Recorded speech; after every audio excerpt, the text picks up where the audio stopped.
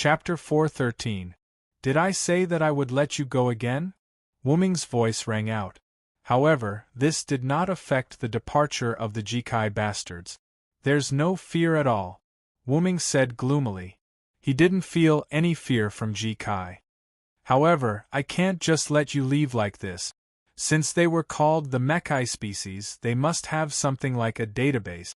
For Wuming, who wanted information, this was like finding a water source in the desert.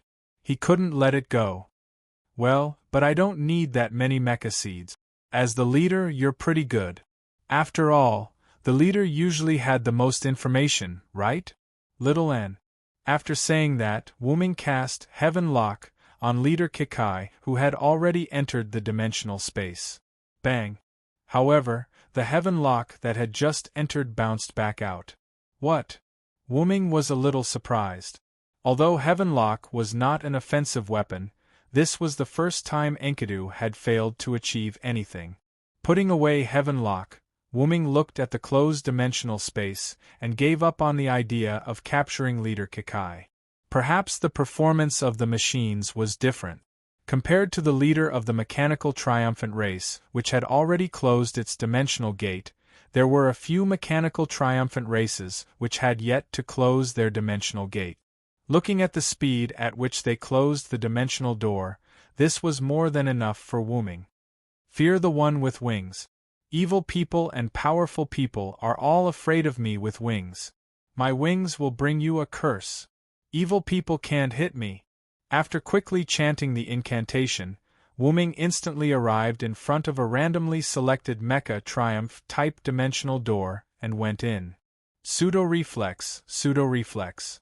Accompanied by the emotionless robotic lowly voice, a barrier appeared in front of Wuming, who had just entered the dimensional door. When Wuming saw this barrier, he understood that the mechanical triumphant race could use a kind of reflex ability. Enkidu was caught off guard by the mechanical triumphant race's reflective barrier just now. But, you're still too young to deal with me. Wuming's Phoenix avatar didn't simply increase Wuming's speed, but it reduced the flow of time around him and accelerated his own time to reach super high speed. This involved the power of time. In this way, not only Wuming's physical speed, but also Wuming's consciousness and reaction ability. As a result, Wuming easily bypassed the barrier amidst his opponent's extremely slow movements. With a wave of his hand, the Heavenly Lock appeared and bound this mecha triumphant race. Then, Wuming accelerated and pulled the mechanical triumphant race out of the dimensional door. Wuming looked at the rest of the mechanical triumphant race that had been completely sealed and retreated, and he didn't say anything. Well, even if it's an ordinary mechanical triumphant race, I'm already satisfied to know the basic information of this world. Then, Wuming looked at the mechanical triumphant race that was tied up by him. Because of the mechanical triumphant race being tied up by the mechanical triumphant race, it could no longer use its magical power to fight back, and the power of a mechanical triumphant race alone was not enough to break free from the mechanical triumphant race. It was a female mechanical triumphant race, and it was a lowly of about 10 years old. A small part of its body was covered by metal armor, from neck to chest, the entire lower abdomen, and below thighs were all mechanical metal, and a large number of mechanical metal structures were exposed in the elbows, shoulders, waist, and abdomen. There were several mechanical wings behind it, which didn't look like they were used to assist in flight, but more like combat support.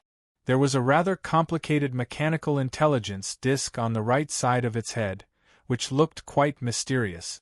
Its eyes were yellow in alert mode full of data, and there was an analytical lens in front of its left eye. There was also a long-barreled technology gun for combat on its arm, as well as some other auxiliary machinery. After all, Wuming didn't know much about these things, and he didn't pay much attention to them. In addition, there were two tail-like cables behind the mechanical triumphant race's body, which gave Wuming the feeling of an antenna. The most obvious thing was the gorgeous rose-colored knee-length hair of this mechanical triumphant race, as well as its beautiful face. Although her messy long hair looked quite unkempt, it gave people a very soft feeling. Wu Ming touched the mechanical triumphant race's hair, and sure enough, it was quite soft, but the toughness of the mechanical triumphant race's hair was super strong. Soft steel wire can be compared to this. Prompt: the connection has been cut off from this machine, you can't invade the connection through this machine. The mechanical triumphant race said. Sure enough, it's worthy of being a machine life, it was abandoned after being captured. Wu Ming said helplessly. But there was nothing he could do about it. According to reason, it was just an ordinary mechanical triumphant race member. He was afraid that the other party wouldn't choose to fight against an unknown enemy who could knock out a dragon spirit with one punch. Often, a programmed machine system was the most rational existence. I can only say that it's worthy of being called a mechanical triumphant race. Wu Ming sighed. I received an order when I was cut off from the host computer to initiate the self-destruction program. I can't leave any information to the enemy. The self-destruction program, countdown, start dash, the mechanical triumphant race lowly said blankly, and then began to mumble. However, although Kikai was a robot, it was actually a product of mystery. To put it simply, it was not a science, it was still a magic. Question: the self-destruction program can't be started, the elf can't be used, the self-destruction program failed to start. Mechanical triumphant race said faintly. Of course. Your body's energy has already been restrained.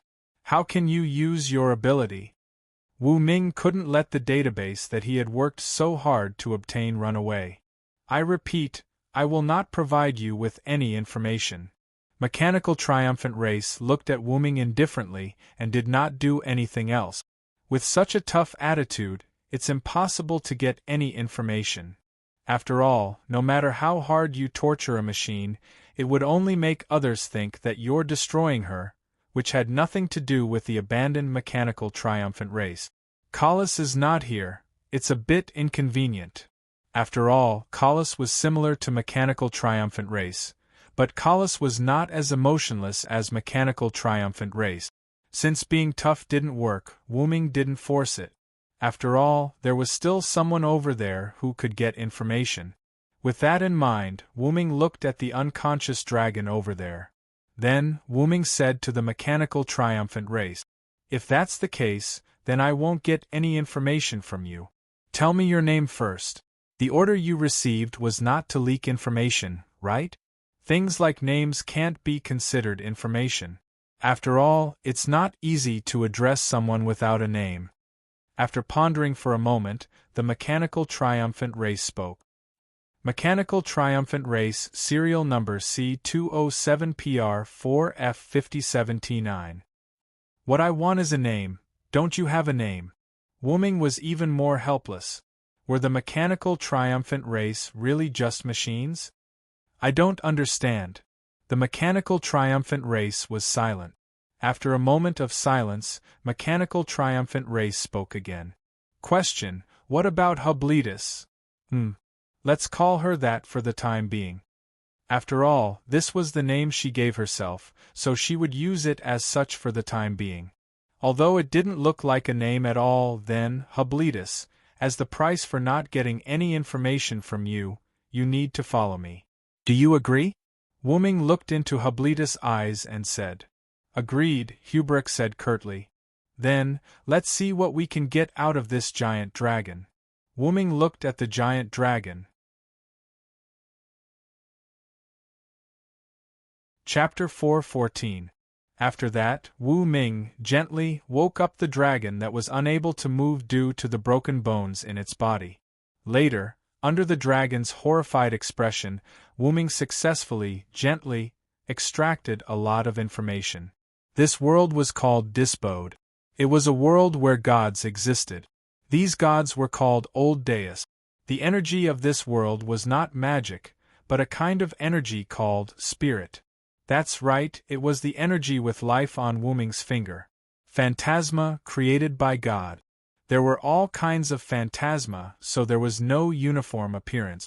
Dragonia, created by God, had the appearance of a dragon. It had extremely high magic ability and magic resistance, and its physical fitness was also extremely strong. It could also use its past and future power in the present. It could be said to be an extremely powerful race. Gigant, created by the gods. As the name suggested, the giants were extremely tall and had extremely strong physical attribute. They were a powerful race that could compete with the dragon goblins. They had always been on good terms with the goblins. The Skywings, Flugel, were god-killing weapons created by God. They had extremely powerful strength that could kill god species. They looked like a group of humans with wings and had extremely long lifespans. They were currently living in the city formed by the fantasy breed Abantiheim. They had built a city in the sky called Abantiheim. In addition, they were also a race with a strong thirst for knowledge. Because of this thirst for knowledge, they would collect all kinds of books. They once emptied all the books in the capital of Forest Elves. When it came to Skywing, they had to talk about the god who created them, the god of war Artesius. According to what Wu Ming learned from the dragon spirit seed, the god spirit seed Arthas was the most powerful god spirit among all the gods. According to gossip, these Skywing were actually created by Artesius to kill him, so he felt that he was too strong, and no one could defeat him, so he created God of War Artesius to fight him. Wu Ming was quite interested in this god of war.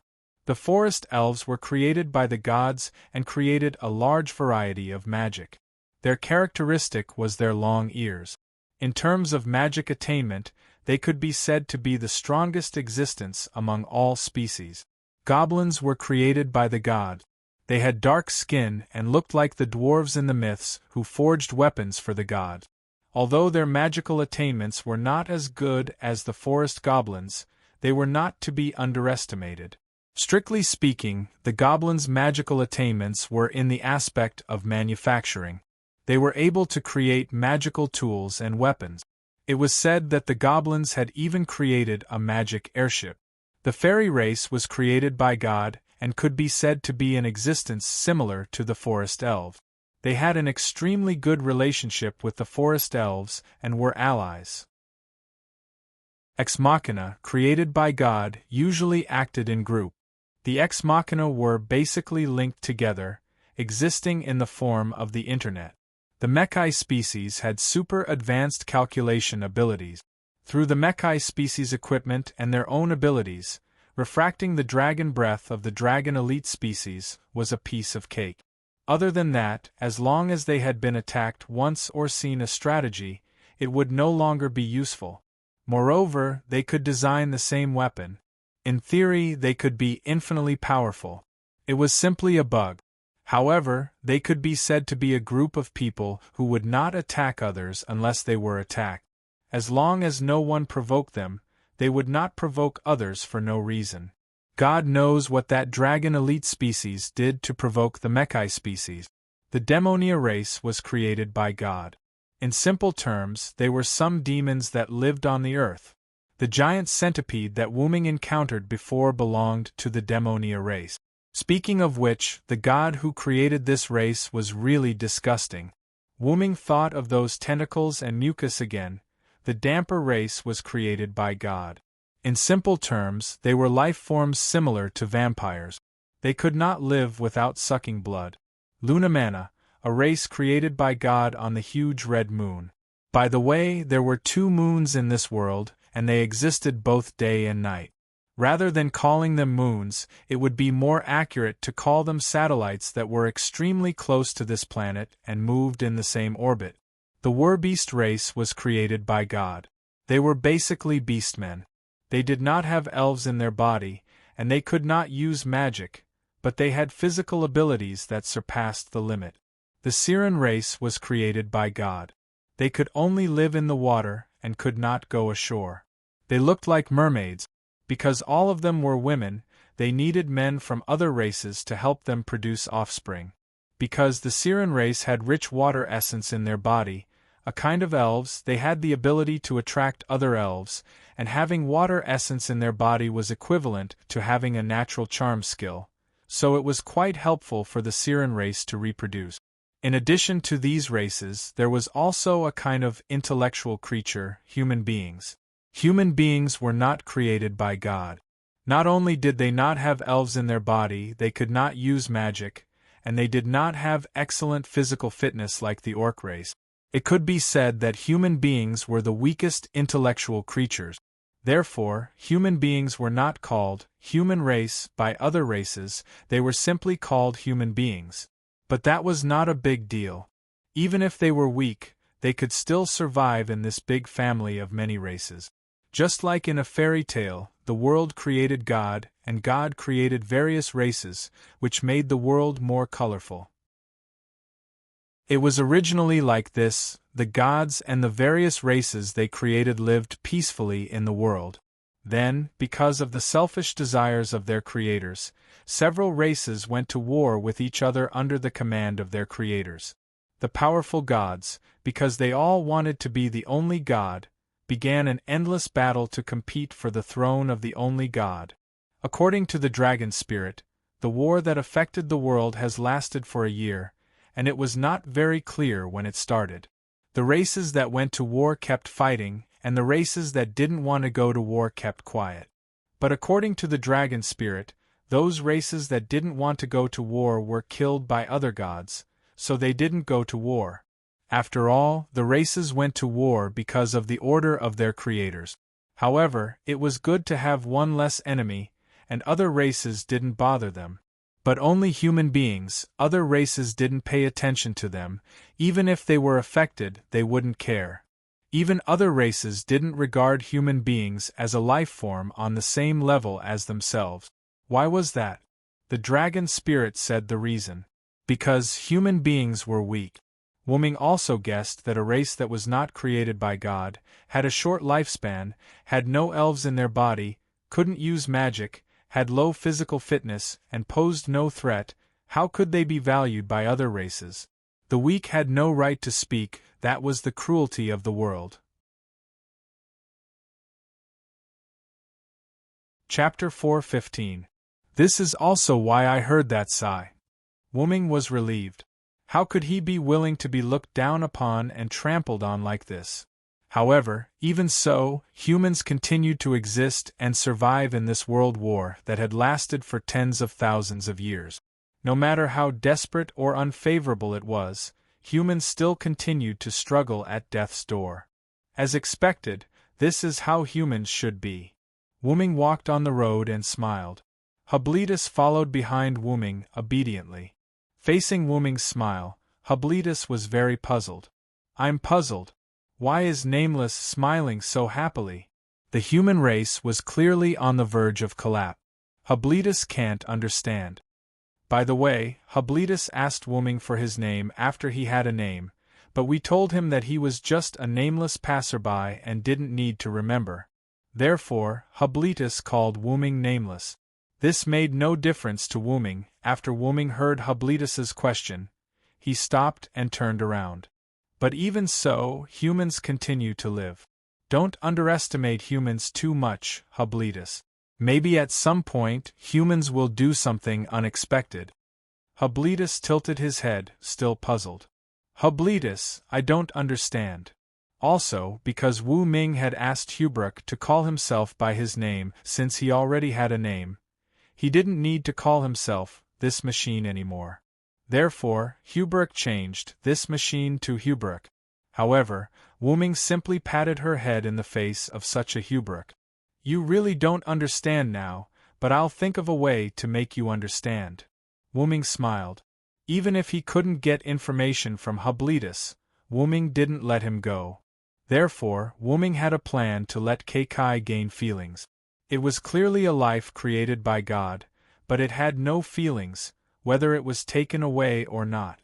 This was the only thing that made Wuming quite unhappy. Therefore, Wuming set two small goals. He wanted to save the humans of this world and let Kekai have feelings. Then, does this have anything to do with what Ben Hubrook is wearing? Hubrook pointed at the clothes he was wearing. Wuming took out a large hooded cloak that he had used for adventuring in the past from the Golden Ripples, modified it, and put it on Hubletus. By the way, Wuming was now wearing a hooded cloak that he once used for adventuring. Hubrook is a Kikai species. Hubrook doesn't need to wear clothes. He doesn't need to hide his identity when he's by John Doe's side. Why should he wear clothes? After saying that, Hubrook tugged at his clothes again. As everyone knew, because of the Kikai species' consciousness and their mechanical bodies, the Kikai species basically didn't wear clothes. The only cover they wore was the armor that they would only wear in battle. Although they weren't as attractive as the human body. Cough cough. At least that's what Wuming thought. No matter what, he wouldn't be in heat because of a blow-up doll. Moreover, Wuming was going to let Hubrook gain feelings. First of all, he had to let Hubrook have a human sense of honor and disgrace. Most importantly, who the F***ck knew that Kikai species usually didn't wear clothes. Wuming had already given up. After all, Hubrook was still at the level of treating him as a tool. He couldn't rush it. Let's take it slow. Well, actually, my identity is very mysterious. In order not to expose me, I put you in disguise. Wuming explained awkwardly. Yes, by the way, the Earth Dragon spirit that Wuming questioned had been healed and released by Wuming. It would be great if the Earth Dragon spirit didn't expose Wuming's information, but it would be even better if he passed on the news of Wuming to other races. He broke and even shattered all the bones of an adult Earth Dragon spirit with one punch, and it was done with mercy. Wuming estimated that if this news reached the ears of the god of war Artesius, he would probably be very excited. Because, even the Skywing species, known as the god-killing weapon, needs everyone to work together to suppress an adult Earth Dragon spirit like me.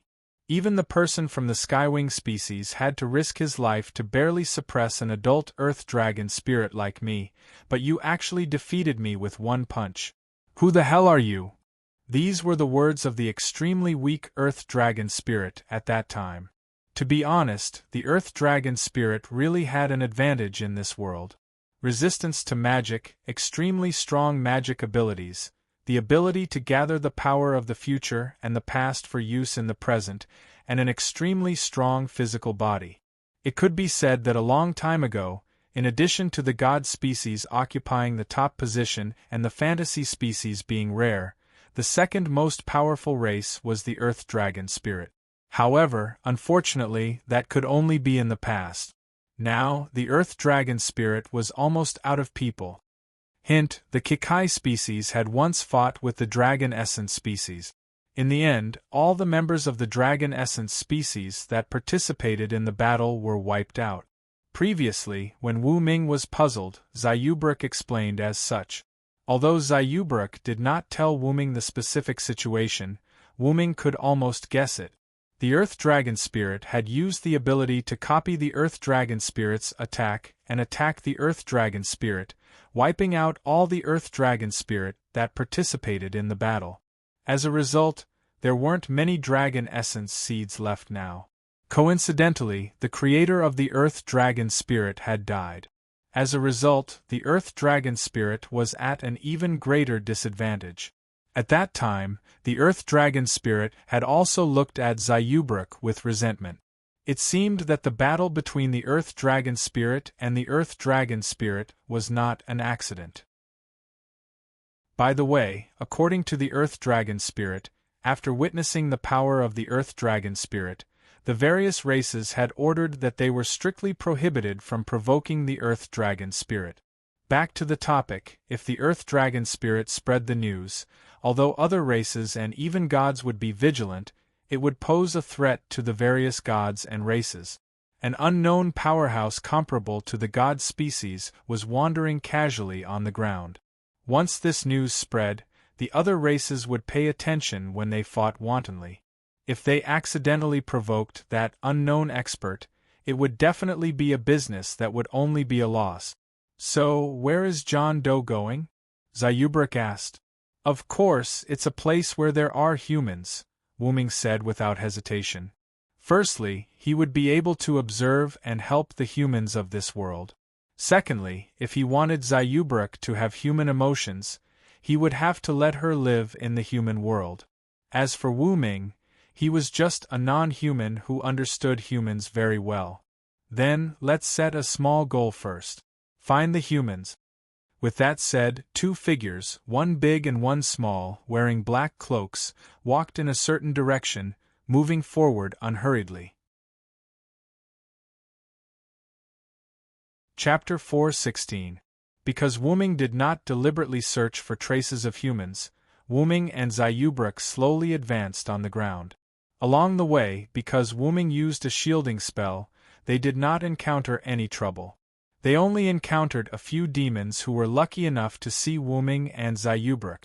Then, these demons were treated as human beings by the Wu Ming cult.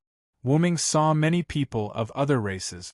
Because of the shielding spell, they did not discover Wu Ming and Zayubruk. However, many times these hostile races did not attack. Instead, they were vigilant and left after a few words.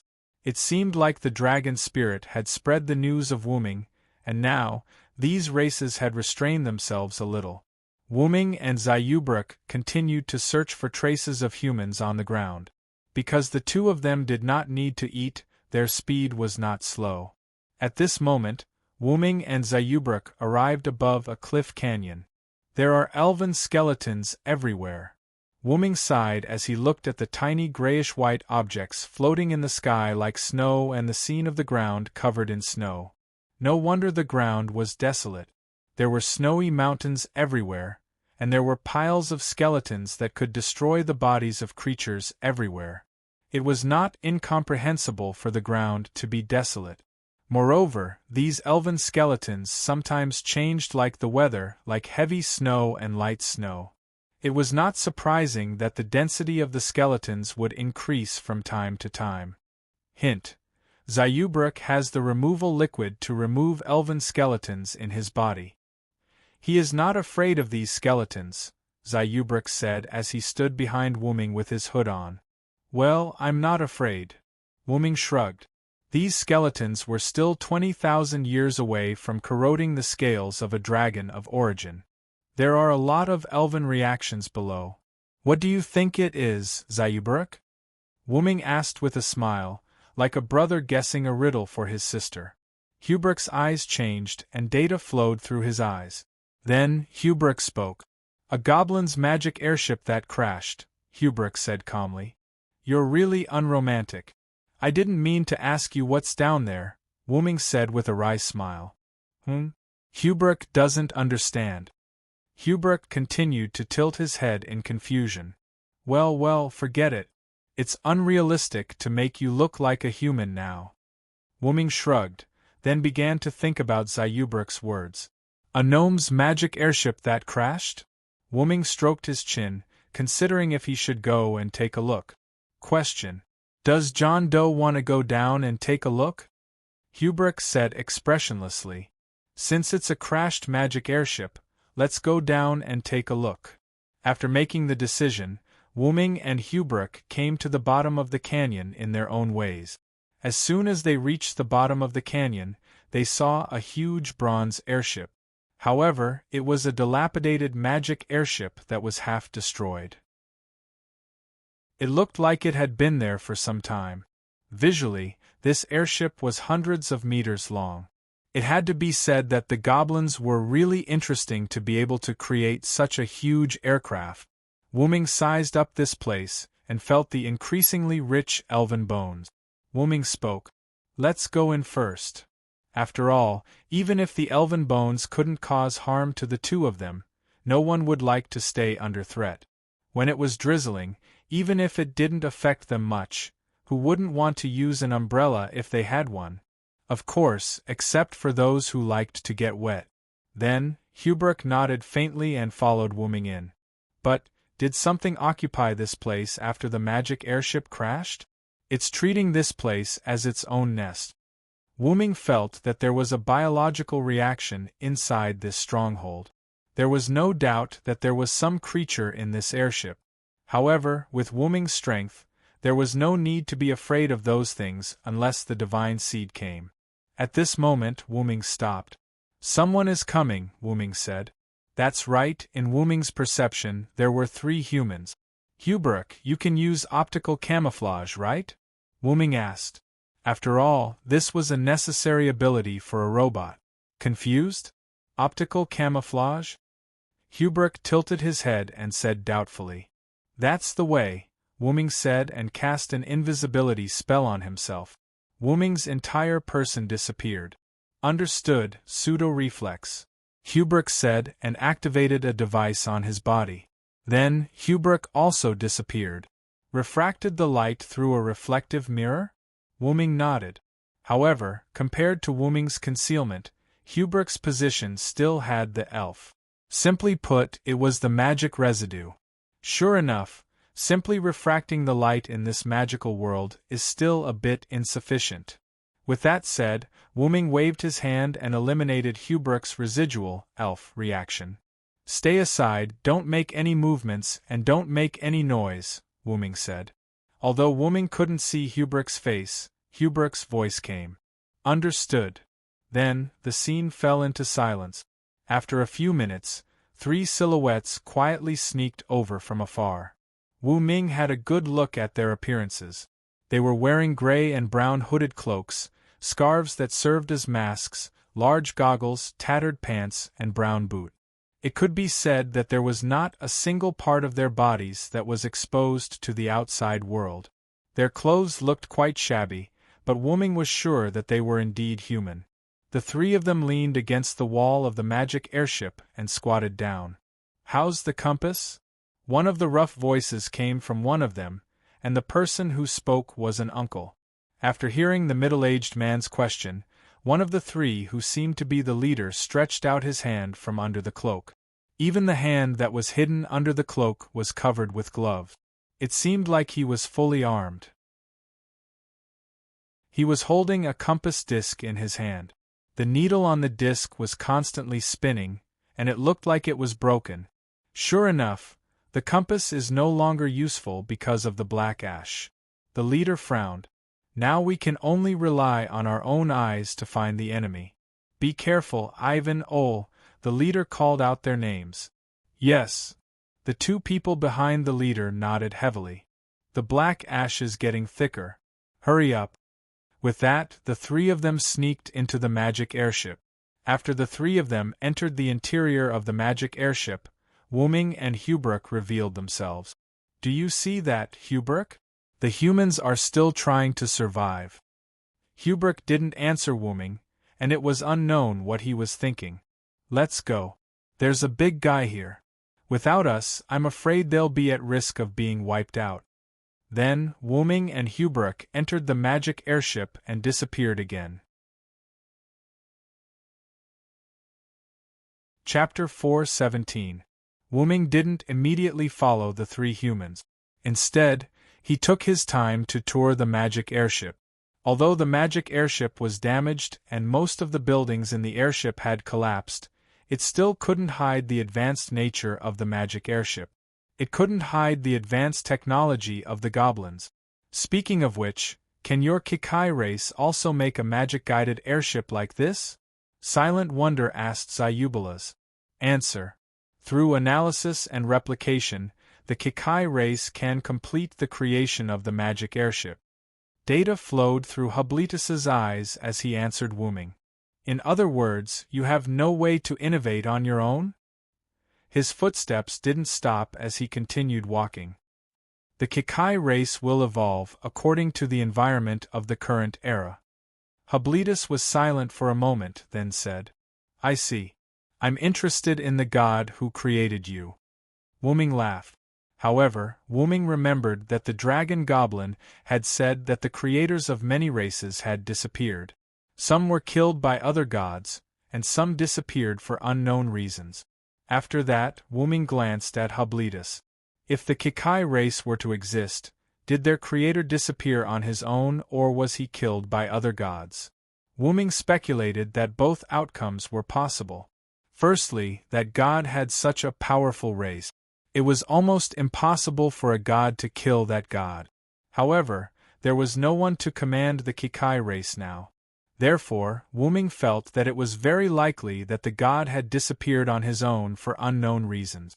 Secondly, the Mekai species had the ability to copy and reflect the enemy's attacks, which could be called a bug. The god who created them was likely to be attacked by the other god. If the god was unscrupulous, the god who created them might still be killed by the other gods. That was why Wuming felt that both were possible. By the way, can you tell me who the god who created you was? Wuming asked. Although it involved some intelligence issues, it was still unknown whether he could get Hubletus to speak. What if he succeeded?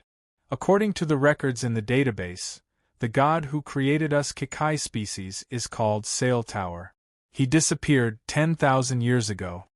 After hearing Wuming ask about the god who created him, Zayubruk was silent for a moment before explaining to Wuming. Wuming looked at Hubruk in surprise. Wuming didn't expect Hubruk to speak. After all, this was a so-called secret. After that, Hubruk really didn't say anything else. So Hubruk only told me the name of the god who created them. He didn't expect to get any information anyway, so it didn't make a difference. At that moment, the magic airship started shaking violently. Wuming and Hubruk stopped. Has that thing made a move? Wuming spread his magic power and sensed the direction of the three humans. They were a species that was quickly approaching them. Demon spawn. After confirming that the enemy was just an ordinary demon, Wuming began to move in the direction of the three humans. Let's go, Hubruk. The timeline was pushed forward by a few minutes. After the three humans entered here, they moved forward carefully and seriously. While investigating the surrounding passageways, a rather young man among the three of them shouted excitedly, "Rick, Ivan, come and see." The young man, Oray, discovered something and became excited. However, the leader, Rick, and Uncle Ivan looked at Oray seriously and gestured to him to be quiet. Oray only then reacted. In this era, making a scene meant death. Even the humans in their temporary base didn't dare to go out much for fear of attracting disaster. However, since it was something that could make Oray excited, it must be something good. Then, the three followed Oray to a room. A world map drawn by the goblins? And it's the latest version. Rick was also a little excited, but as a qualified leader, he wouldn't lose his cool. That's right, even the division of the forces of each race is clearly marked. This time we've picked up a big fish. Ivan was also happy. Ivan, Oray, modify our map according to the goblins' map. Be quick. Rick ordered. Yes. Pledge to the will. Just like the slogan of Y, after Ivan and Oray finished speaking, the two of them took out a map and a series of tools from their backpacks, such as a quill and a right-angle board, and began to modify the map. Rick, on the other hand, went to a device and began to study it. A communication device for the goblins. Rick looked at the lines of text that flowed out of the device that looked like a telescope and said calmly. For Rick, it was necessary to learn the language of other races. Therefore, Rick began to decipher this information. How much more are they going to destroy this planet? Rick said softly with anger and sadness. It seemed that Rick saw a shocking secret. At this moment, the entire magic airship began to shake. Rumble, leave quickly. Rick immediately ordered. This situation meant that something was about to attack. Ivan stepped out of the room first. Rick looked at Oray, who wanted to take the goblin's device away, and said with a frown, "Don't bother with the devices that need to be activated by the elf." But Oray was unwilling to give up.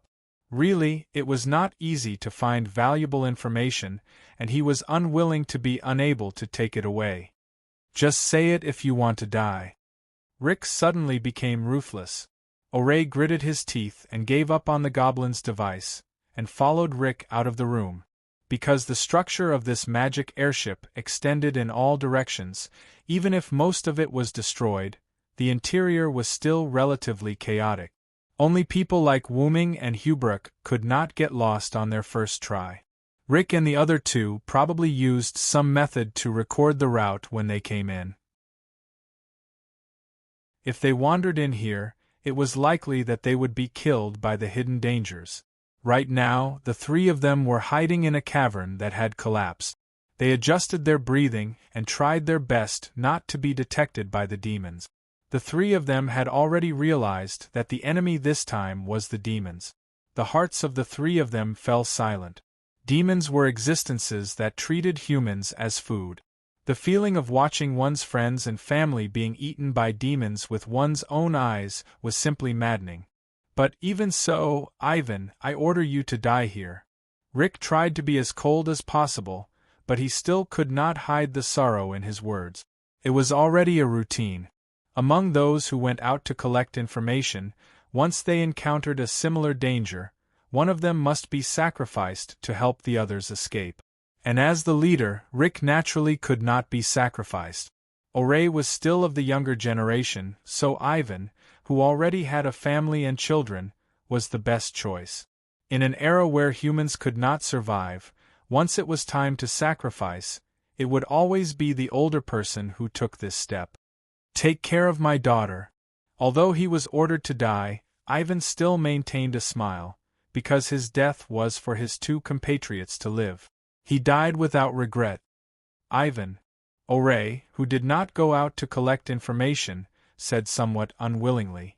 But he also knew that in this situation, only Ivan's death was the most beneficial. But in the end, Oray still closed his mouth, clenched his teeth, and looked at Ivan with grief and indignation. Uncle Ivan smiled at the two, and then rushed out. Demons! Come! Your food is here! Ivan shouted, and ran toward the raw material room of the magic airship. From the beginning, they had already set the retreat route, including the route of the sacrifice. Ivan was ready to detonate the raw material room, and die together with the demons. The tentacle-like demons did not know, and quickly wriggled in the gaps of the magic airship, crawling toward Ivan. And just as Ivan took out the detonation device, and Rick and Oray were about to take the opportunity to leave, a voice came. What I hate the most is tentacles and mucus. Chapter 4:18. As soon as Wuming finished speaking, the demon's tentacles stopped as if it was stunned. Then, a blue transparent substance began to appear on the body of the giant demon. It was ice.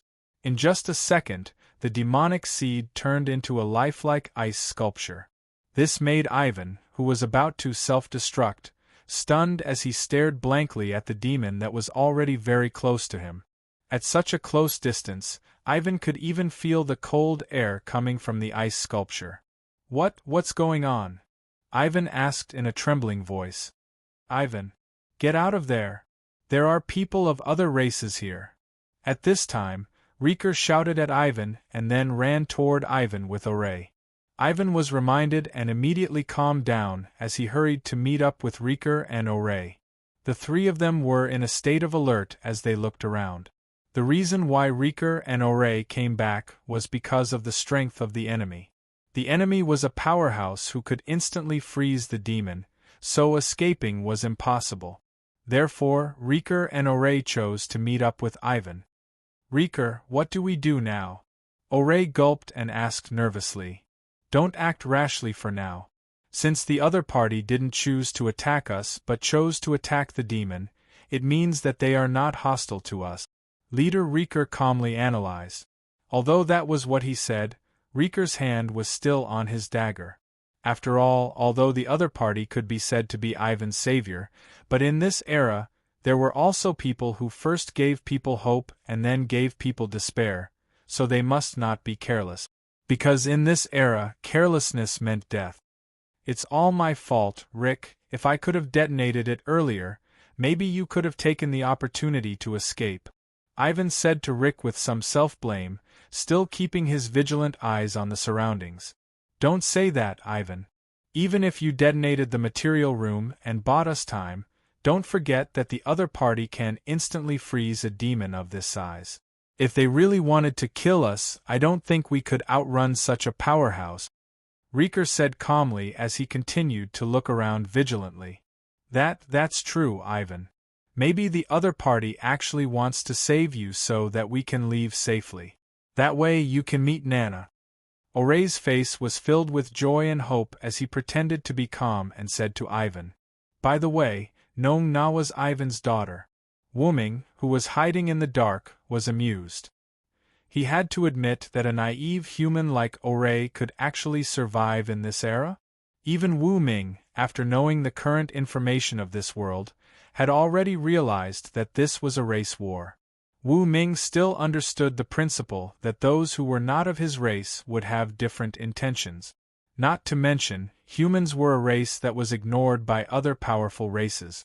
Oray was truly naive to say such a thing. "Don't be silly, Oray," Riker scolded. "The other party didn't do anything to us because we're still useful. No one would save us humans. You know that, right?"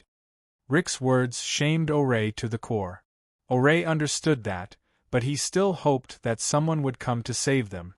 "But, Riker, didn't you think the same before? A god that can create humans." Oray's voice became softer and softer until he stopped talking. "Humans don't have a god. We humans have to rely on ourselves." Riker glanced at Oray and continued to look around vigilantly. "Riker, that person hasn't appeared yet. What's going on?" Ivan voiced out his confusion. "That's right. Ever since the demon was frozen, Riker, Oray, and Ivan had met up and looked around vigilantly. Even now, that person still hadn't appeared. Now that you mention it, it seems that's true." Oray also realized that something was wrong after hearing Ivan's words. Riker naturally noticed the problem, but Riker thought that the other party was just putting on airs and putting on a show, so he didn't care. However, it had been so long, and the other party still hadn't appeared. That wasn't right. Did he leave? This thought popped up in Oray and Ivan's minds. As the leader, Riker naturally understood what the two of them were thinking, so Riker, Ivan, and Oray had the same idea. But let's wait and see. We can't be careless. Although Riker was confused, he didn't believe that the other party would leave just like that. He continued to be in a stalemate. No race would play with humans so excessively. Other races that saw humans as ants and mice, although there were times when they played with humans, it was impossible for them to take so long. It was the same logic as how a person couldn't play with 3 insects that were smaller than ants for an entire day. No exceptions. Hiding in the dark, Hubrook looked at Wuming in confusion. Question: why don't you go down and meet them? Faced with Hubrook's question, Wuming, who was deep in thought, came back to his senses. Why don't I go down and meet them? I was going to meet them, but I've changed my mind now. The reason why Wuming said that was because Riker and the others were wary of non-humans. For a long time, the humans in this world had entered an unusually vigilant state because of their desire to survive. Listening to their conversation, it seemed that Riker was a leader-like figure. As a leader, Riker was more vigilant than ordinary humans. To put it simply, it was because humans had been oppressed and hurt for a long time, causing humans to be unusually nervous. As the leader of the entire race, Riker shouldered a heavy burden that others couldn't imagine. Therefore, Riker was more distrustful of other races than others and more vigilant. In that case, if I go up and say, "I'm here to help you," it will definitely have the opposite effect, Wuming said bluntly. "I don't understand. Then what should Nameless do next?" Hubrook asked. After thinking for a moment, Wuming looked at Riker and the other two with a smile on his face. "Since the other party is so vigilant, then I'll be a god and play with them." Hubrook looked at Wuming's smile, tilted his head, and data flowed in his eyes. "Nameless, my database shows that your current smile is called a bad taste." How can that be?" Cough cough. "You still don't understand the heart. You'll understand the true meaning of this smile after you understand the heart." "Yes, that's right." Hubrook nodded as if he understood. Next, it was time to show his acting skills.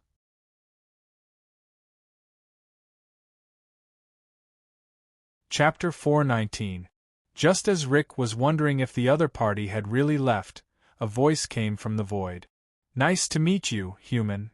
This was Wuming changing his voice through magic. The entire space felt like it had fallen into a swamp, making the three of them feel quite heavy. The ancient and deep voice came into their ears. The three of them became even more alert. After hearing this voice, Oray and Ivan's body shook, which was a sign of excessive nervousness. Rick, on the other hand, was still in shock, looking around cautiously. Let me introduce myself. I am a god, and I don't come from this world. Another world? Ivan and Oray looked at each other and exclaimed. Another world. Rick frowned. Regardless of whether the other party was lying or not, one thing was for sure, and that was the other party's information was unknown. Because he didn't know the other party's identity, he couldn't come up with a plan. I can only rely on the conversation to analyze. Rick thought in his heart. That's right, another world. For some reason, I came to this world and met you by accident. The deep voice continued. Then, Lord Unknown God, why do you want to save us? Is it purely out of kindness? Rick asked. However, his question sounded like an interrogative question. Hey, Rick. Ivan and Oray looked at Rick nervously. Rick was supposed to be the most cautious one, but now he was the most reckless one. However, Rick did this for a reason. With his super advanced observation skills, Rick was able to glean some information from Wuming's words. This was a god who was not easily angered. Ha ha ha, as expected of the leader of the humans. Even if I said that I just wanted to help you, you wouldn't believe me. Wuming laughed. Ivan and Ol were stunned, while Rick's lips curled into a smile. That's right, I have a purpose. Wuming's words made Ivan and Oray's body tense up. After all, even if he was from another world, he was still a god. Leader of the humans, Rick, I want to make a bet with you. Rick frowned when he heard this. What bet? Rick asked bluntly. I'll bet on the possibility of being human. Rick felt as if he had been struck by lightning. His body trembled slightly and his pupils contracted. Possibility? Ivan and Oray, on the other hand, looked confused. Then, why are you betting on the possibility of humans with me?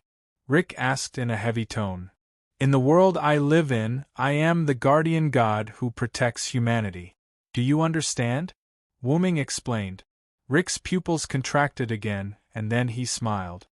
Is it possible for humans? Although Wuming was wearing a mask, he could sense that Rick's smile contained a lot of meaning.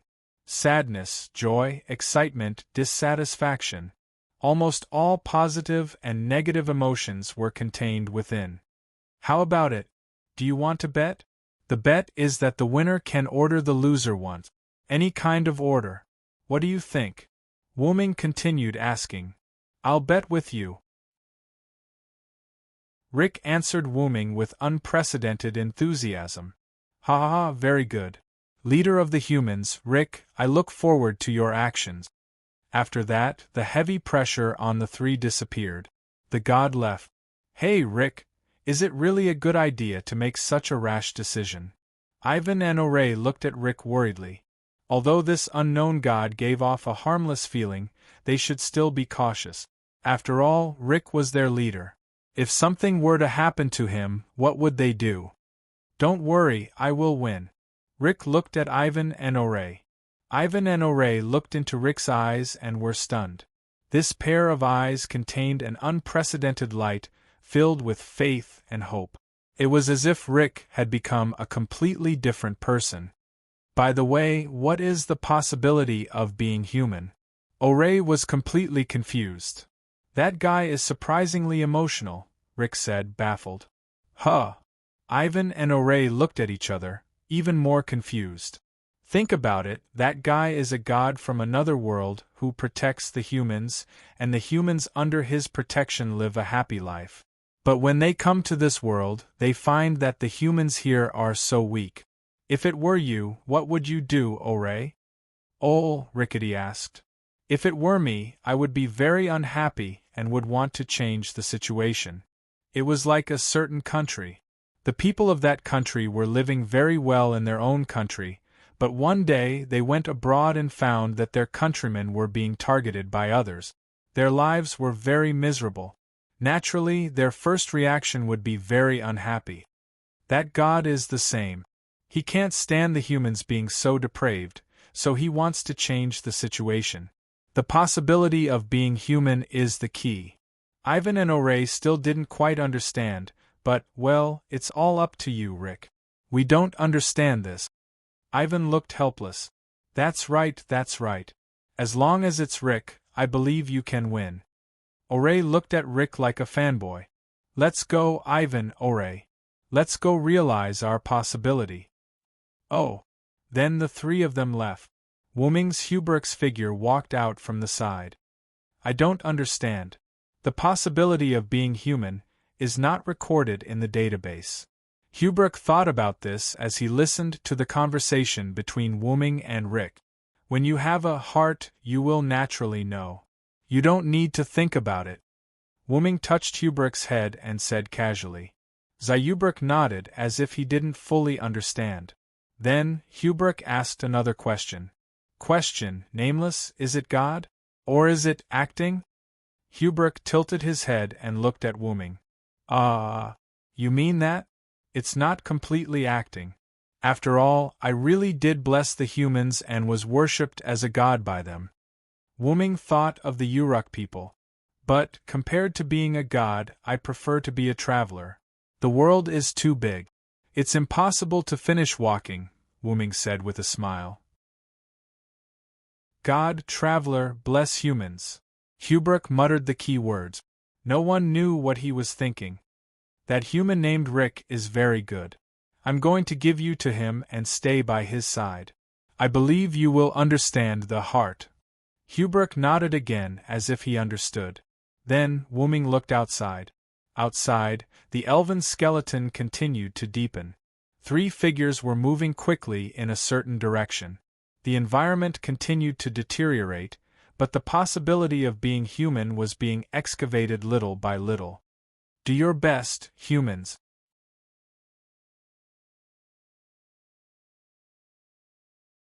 Chapter 420. Rick went back with hope in his heart. Wooming and Hubletus quietly followed behind Rick and the others. What a joke. It was not easy to meet humans. It would be a huge loss if they did not follow them to figure out where the humans gathered. It had to be said that Rick and the others were really cautious. Wooming discovered that the place where he met Rick and the others was very far from their base. This was probably also for survival. If they were targeted by other races and needed to be sacrificed, they would not expose the hiding places of other humans. They came to a cave and watched Rick and the others walk in. Wooming speculated that this might be their base. Find a place to hide. Don't run around. I'll go in and take a look, Wooming instructed Hubletus. Wooming got Hubletus to hide and wait for him. Then, Wooming entered the cave in spirit form and followed Rick and the others. Ahem. After all, spirit form was quite practical. Moreover, Wooming's current body was created by himself, so he could naturally add extra small abilities at will. Spirit form, which could only be used by spirits, was easily done by Wooming with the help of the power of the origin and Wooming's understanding of spirit form. After all, the origin was the origin of everything.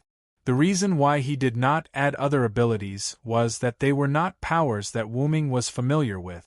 Adding them was quite troublesome, and even if he added them, he would not be used to them. Moreover, even if those super powerful abilities were added to this body, they would not be much stronger. Even Wooming's original abilities had been weakened, let alone other abilities. Therefore, Wooming only added spirit form to his body, and everything else was the same as his original body. Inside the cave, there was a long tunnel without any light, except for the torches that Rick and the others were holding. The top of the torch was not a flame, but a stone tied to it. This was a stone unique to this world. As long as it came into contact with water, the stone would absorb the water and emit light. It was very practical. The 3 of them each held a torch as they walked through the seemingly long tunnel. Rick, who was walking at the front of the cave, seemed to have sensed something. He instantly turned his head and looked at the tunnel behind him. What's wrong, Rick? Ivan and Oren, who were following behind Rick, didn't seem to want to answer. Rick took another long look into the dark tunnel. I'm fine. Let's go. He gradually landed behind Ivan and Oren, looking back from time to time. Gradually, the three of them went further and further away, leaving only the light of the torches. This is really surprising. Is it a sixth sense, or is it just a simple sense of vigilance? Wuming's voice rang out calmly. Wuming was still in his spirit form. Wuming once again cast a large number of concealment spells on himself before he felt at ease and followed Rick. Coming to the end of the tunnel, Wu Ming heard someone shout out these words excitedly. Wu Ming passed through the wall. Through his perception and eyes, Wu Ming saw the place where humans lived. This was a super-wide natural underground cave, but there were also signs of artificial modification.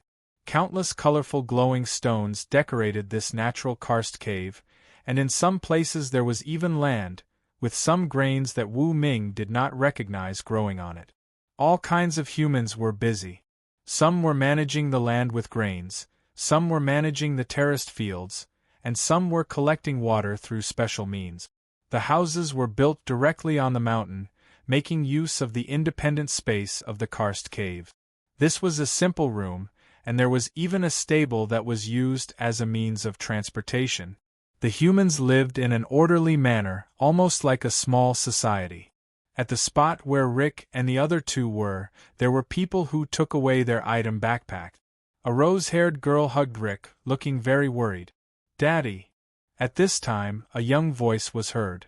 A purple-haired girl ran towards the three of them and rushed into the arms of the uncle named Ivan. Oh! Nong Na, did you listen to your big sister crone? Ivan hugged Nana lovingly and asked with a smile. Nong Na is very obedient to big sister crone. Nong Na also knows how to write Nong Na's name. Look, Nong Na wrote it herself. Nana said as she picked up the unknown paper in her hand and showed it to Ivan. Oh, haha, as expected of my daughter, you can write your own name. Daddy is proud of you. Ivan smiled from the bottom of his heart and stroked Nana's head. Hee, Nana laughed happily. Seeing this scene, Rick's heart was filled with uneasiness and shame. If it wasn't for the god who came in time, Nana probably wouldn't be able to see her father again. Rick lowered his head in self-blame. Rick, what happened? The rose-haired girl frowned as she looked at Rick, who had his head lowered. It seemed like a lot of things happened. It's okay, Crone. Rick shook his head and looked at Crone with fighting spirit in his eyes. Really, I told you to call me sister. Well, forget it, being able to return safely is better than anything else. Welcome back, Rick. Crone looked at Rick with displeasure at first, then her expression relaxed and she smiled at Rick. Yes, I'm back, Crone. Seeing this scene, Wuming nodded with satisfaction. Saving that human named Ivan wasn't in vain. Wuming in spirit form nodded with satisfaction. Then he didn't look at Rick and the others anymore. Instead, he left the place and went outside to meet up with Zayubruk. On the top of a slightly higher mountain nearby, Wuming and Zayubruk looked into the distance. Hey, Zayubruk, I think you should enter the lives of these humans, Wuming said without turning his head. Answer: Zayubruk has been abandoned by the Kikai race. How to deal with him is the power of the current owner of Zayubruk, nameless, Zayubruk said calmly. Your words are quite ambiguous. I'm not your master.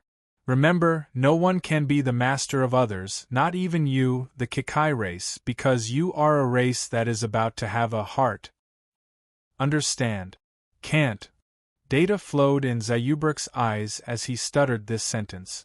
Well, you won't understand even if I tell you now. When you have a heart, you will understand without a teacher. Wuming smiled as he stroked Zayubruk's head. Wuming firmly believed that after living with humans for a period of time and with Wuming's guidance, Zayubruk would be able to understand a heart and have feelings. Because letting machines have feelings was one of the possibilities for humans.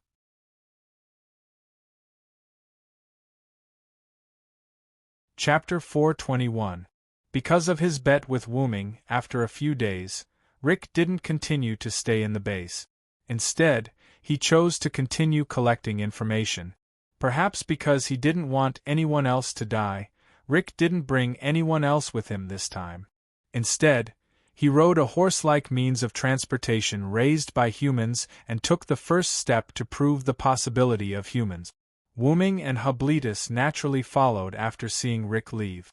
"This is a great opportunity to send you into human life through Rick," Wuming said. Not only that, but Wuming was also curious about where Rick was going next. In this era where one could die if they weren't careful, it was impossible for humans like Rick to go out without prepared information. Flying in the sky, Wuming looked at the fully armed Rick with his superhuman vision, as well as the bags of food and water hanging from the beasts that functioned like horses. He easily deduced that Rick was going somewhere far away. A means of transportation for long-distance travel, and at least 5 days of dry food and water. It didn't look like he was going for a casual stroll. Rick stopped moving forward and looked behind him vigilantly, making a puzzled sound. But it was obvious that he didn't find anything, so Rick continued on his way. "He's quite vigilant," Wuming said while flying in the sky and relying on the concealment technique. Wuming and Hubletus relied on the concealment technique to fly in the sky from the beginning. Not to mention Rick, even other races might not be able to discover Wuming and Hubletus, who were concealed by Wuming's technique. It seemed that in this era, not being vigilant would really lead to death. This time Wuming was extra careful. He and Hubletus flew at a higher altitude and followed behind Rick. After following Rick for almost half a day, Rick finally stopped changing his route and began to accelerate towards a certain place at full speed. Because the Earth had become the battlefield of various races, Rick kept changing his route. Perhaps it was because Rick had never been to his destination before, so he kept looking for the best route and marking it on the map. Wuming asked Zayubruk as he watched Rick move in this direction at the fastest speed possible. "Is there anything noteworthy in this direction?" Wuming asked out of curiosity. After all, Rick didn't seem to know how to change directions. Data flowed through Hubruk's yellow eyes, which were like warning lines, before he opened his mouth to answer Wuming. Answer: Zayubruk's database shows that ahead is the abandoned old capital of the Forest Elves, Maryland. Oh, Wuming was intrigued. According to the intel, the Forest Elves and Goblins were sworn enemies, and Rick's destination this time was likely to be the former capital of the Forest Elves. In addition, Rick had found some good intel from the Goblins' crashed magic airship, so Wuming felt that Rick's target was the former capital of the Forest Elves, Maryland. As the saying goes, the one who knows you best is your enemy, so it was normal to have information about your sworn enemy. Therefore, Wuming wasn't surprised that Rick had found information about the Forest Elves from the Goblins' crashed magic airship. "I'm slightly interested in that place." Wuming's lips curled up. After all, even if it was an abandoned old capital, it was still the glory of the Forest Elves. It was like a gorgeous ruin that hid secrets. "Let's go take a look in advance, Zayubruk, what do you think?" Wuming asked Zayubruk. Answer: Zayubruk doesn't care. "Everything will be decided by John Doe," Zayubruk said calmly. "That won't do, Zayubruk. You have to learn how to think and ask questions. It's because humans know how to think that they can survive the war with other races. This is the prerequisite for you to obtain a heart, Zayubruk," Wuming said to Zayubruk as he shook his head calmly. After Zayubruk heard Wuming's words, the data in his eyes flowed again. After a few seconds, Zayubruk nodded. "Understood, Zayubruk. I understand." Zayubruk nodded. "Then, what do you think about us going to take a look first?" Wuming repeated his question. "I agree." Zayubruk isn't interested in the former capital of the forest elves. However, since John Doe wants to go, Zayubruk will accompany him. Zayubruk looked into Wuming's eyes and said seriously. Although Zayubruk seemed to be a little dependent on Wuming, Wuming felt that Zayubruk's current state was already very good. Then, let's go take a look first. Please lead the way for me. Wuming looked at Zayubruk with a smile. Zayubruk looked at Wuming's smile and nodded. Then, 2 meteors streaked across the sky. Because of the increase in altitude, Rick didn't notice that something was wrong and continued to move forward at full speed. However, even if Rick was riding a vehicle, it was still too slow for Wuming and Zayubruk. About 10 seconds later, Wuming saw a dilapidated city. Wuming and Zayubruk landed in front of the old capital of the forest elves, Merlin, and walked in through the gap. It was attacked, right? No wonder it was abandoned. Wuming looked at the traces of destruction inside Merlin. It was obviously not the power of nature, but man-made. Answer. According to the records in the database, this place was attacked by the skywing species, Zayubruk said calmly as he followed behind Wuming. Skywing species? No wonder it was destroyed like this, Wuming said knowingly. It could be said that the buildings in Merlin were basically destroyed, and there was no complete building at all. I'm afraid Rick will be very disappointed if he comes.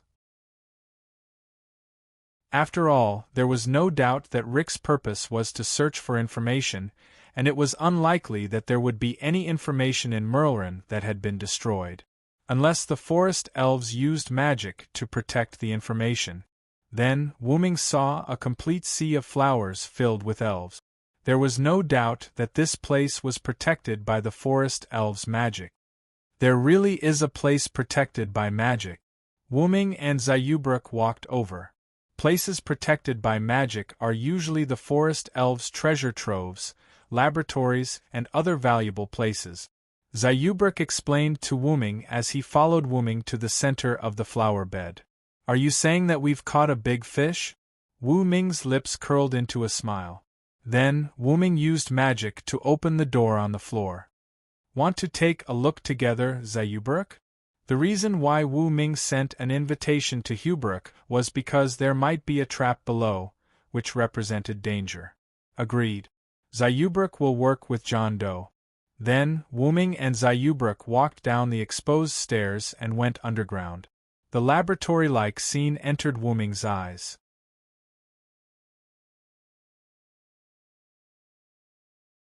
Chapter 422. Wuming saw a laboratory-like scene full of forest elves' technology. There was a huge mainframe that looked like a human brain wrapped in purple glowing vines, as well as several giant pillars engraved with a large number of flashing purple tactics. There was also a screen-like display on the ground with a large number of forest elves' words reflected on it. The entire space was immersed in purple.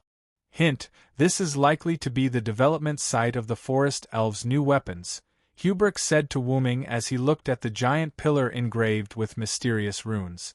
Can't Hubruk understand these runes? Wuming asked. The runes of Canas are not in Hubruk's database. Hubruk shook his head. In this regard, Wuming did not show any disappointment. Wuming had almost guessed it. Walking forward and coming to the screen on the ground, Wuming infused it with magic power. The entire room lit up and all the instruments began to operate. Seeing such a scene, Hubruk was puzzled. Puzzled? Why can John Doe reactivate the instruments powered by elves? Hubruk, who followed Wuming, now knew that Wuming, who came from another world, did not have any elves in his body. Logically speaking, he should not be able to use the instruments of this world. Wuming smiled slightly at Hubruk's question. It's considered my own ability. In the beginning, after Wuming sensed that there was no magic power in this world, Wuming was indeed unable to use magic and spells that required magic power. However, the energy elves of this world were also products of the Big Root.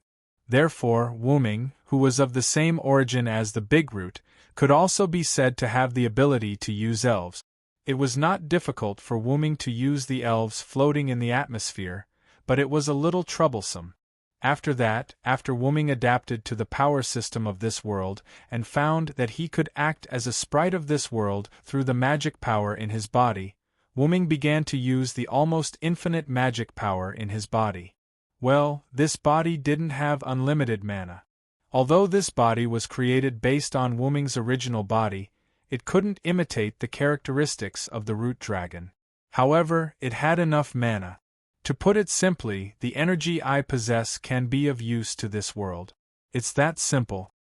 Wuming stopped looking at Hubrick, who was nodding his head like he didn't understand. He started to study the host. On the large screen, countless words and a large number of unknown formulas appeared. Logically speaking, Wuming shouldn't be able to understand them, but now Wuming was concentrating on reading. Wuming knew that this world was different from the world he was familiar with. Therefore, after getting familiar with Hubrick, Wuming asked Hubrick to teach Wuming the various languages of this world. Hubrick, who had a database, naturally knew most of the languages. In addition, Hubrick was now Wuming's main focus, so Hubrick easily taught Wuming all the languages he could teach. Wuming didn't disappoint Hubrick's teaching and quickly learned most of it. Therefore, Wuming could still understand the languages of ordinary races, such as the language of the forest elves on the screen. The Zeroth Void Blessing Theory Verification Experimental Furnace. Wuming read out the name of the experiment. Wuming couldn't even understand the name of the experiment personnel, let alone the name of the experiment. Ciphertext? Wuming could more or less guess why he couldn't understand it. After all, it was a new weapon experiment, so the experiment content should naturally use ciphertext. However, deciphering these ciphertexts was only a matter of time for the Kikai race Hubrick. Hubrick, come and help me. After hearing the call, Hubrick, who was still looking at the mysterious giant pillar, walked toward Wuming. And as if Hubrick's arrival had triggered some mechanism, the purple vine wrapped around the cortex prime instantly glowed, and countless light swords appeared out of thin air. A trap? A defensive tactic? Wuming looked at the light swords that were already flying toward the two of them. Wuming could sense that there were a large number of elves in these light swords, and they were likely to explode if they hit the target. Thou hast violated the contract and brought evil to the world. Lord's Day, sinners shall be punished. Shatter their backs, dig out their tendons, bones, hair and brains, and trample on their blood and mud. If I am one who cannot be approached by darkness, I will obey the words of the Lord and destroy thee.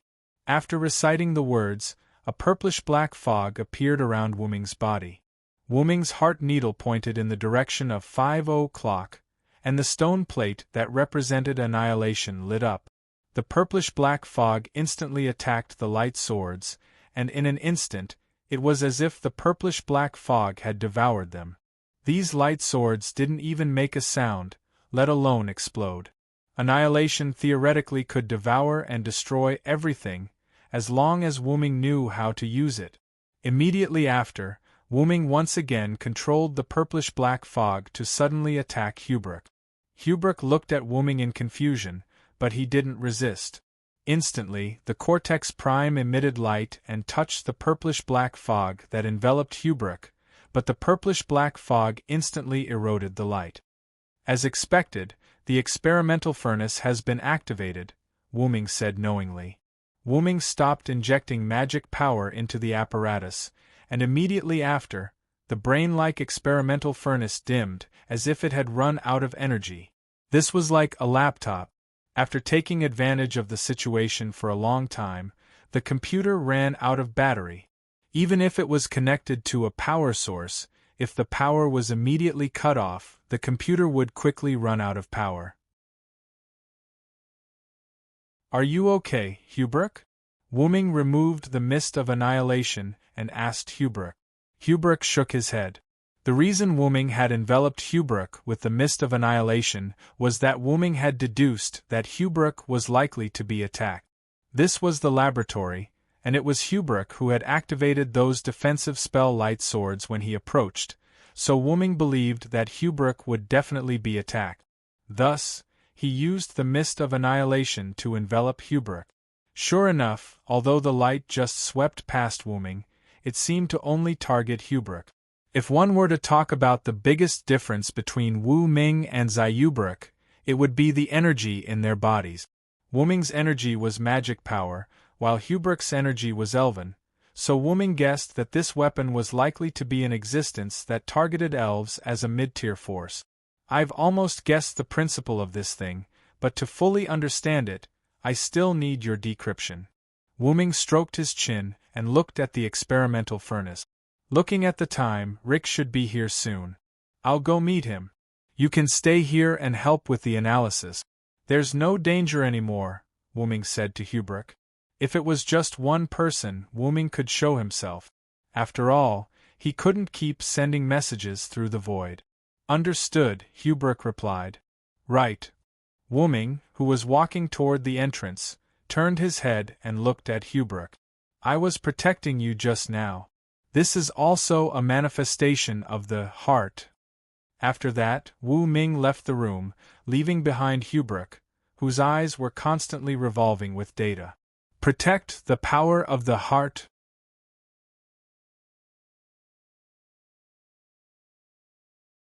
Chapter 423. Wu Ming left Hubrook in the lab after confirming that there was no longer any danger. He then went out of the underground lab and arrived at the entrance of Melon City. As expected, Wu Ming found Rick already there. Rick found a safe place to hide his mount and then began to explore the old city. Although it was called an exploration, in reality, the houses here had basically collapsed. Rick had come this time hoping for a fluke. Even if it was an abandoned old city, it was still the old city of the forest elves. It was unlikely that they would leave anything behind. At this time, Rick also discovered that these places were destroyed by humans. This kind of destructive power doesn't seem like it's from the goblins. Skywings, Rick judged. It had to be said that as the leader of the humans, Rick had mastered a lot of abilities. Strong vigilance, extremely calm mentality, disguise, deceit, numbing oneself, and the cruelty of sacrificing the small to save the big, as well as the characteristics, strengths, weaknesses, and abilities of each race.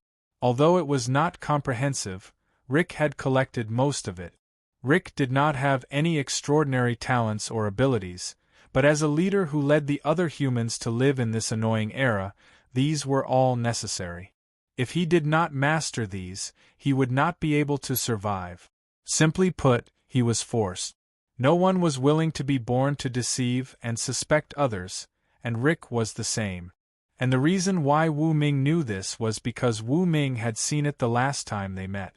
From the beginning, when Rick, Ivan, and Wu Ming came on the Goblin's fallen magic airship to saving Ivan and leaving after talking to the three of them, Rick's performance as the leader was seen by Wu Ming.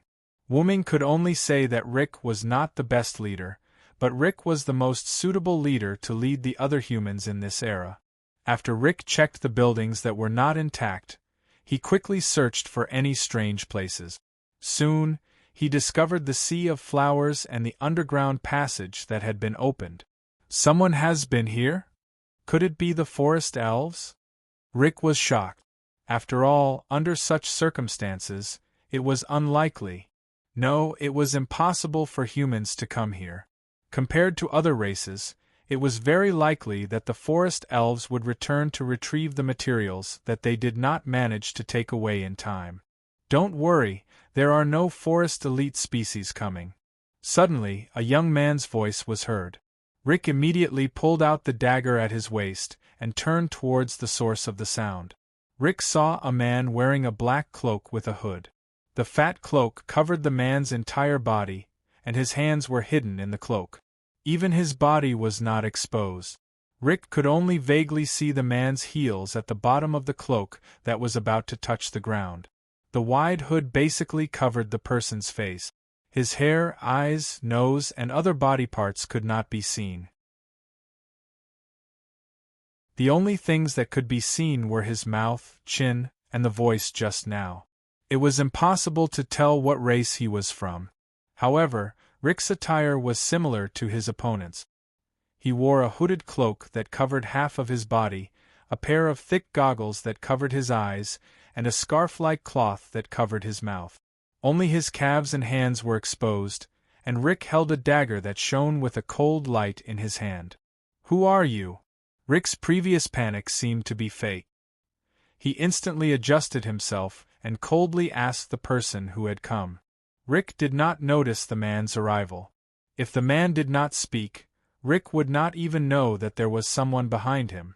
To be more specific, the man in front of Rick gave him a sense of illusion. If he did not see him with his eyes, it was as if the man did not exist. There was no breath at all. The man was, of course, Wuming, who cast a lot of shielding magic on himself. There was no breath because of the effect of magic. "Why don't you recognize me?" "Then, how about this?" When Wuming said the last 3 words, he used magic to change his voice. His voice immediately became the voice that Rick was familiar with. He had seen him a few days ago. The god from the other world? Rick was shocked at first, but then he calmed down and put the dagger back into the scabbard at his waist. "Why? Are you not afraid that I will hurt you?" Wuming said to Rick with his original voice. "There is no need for that. According to the rules of this world, you are a type of god. Even the weakest type of god is not something that a mere human can deal with," Rick continued after a pause. "Moreover, even if you are a member of any other race, you are stronger than humans in terms of fighting. If you want to kill me, I will not be able to stop you." What Rick meant was that no matter who the man was, he could not defeat or defend against his attacks. Moreover, the man would not kill him, so there was no need for him to defend himself. "Moreover, you actually want to help humans, Lord God from the other world." Rick took off the blindfold, the cloth that acted as a mask, and the hood, and looked at Wuming. "Oh? Why do you think so? Is it because I said that I am a god that protects humans in my world?" Wuming asked. However, Rick shook his head without hesitation.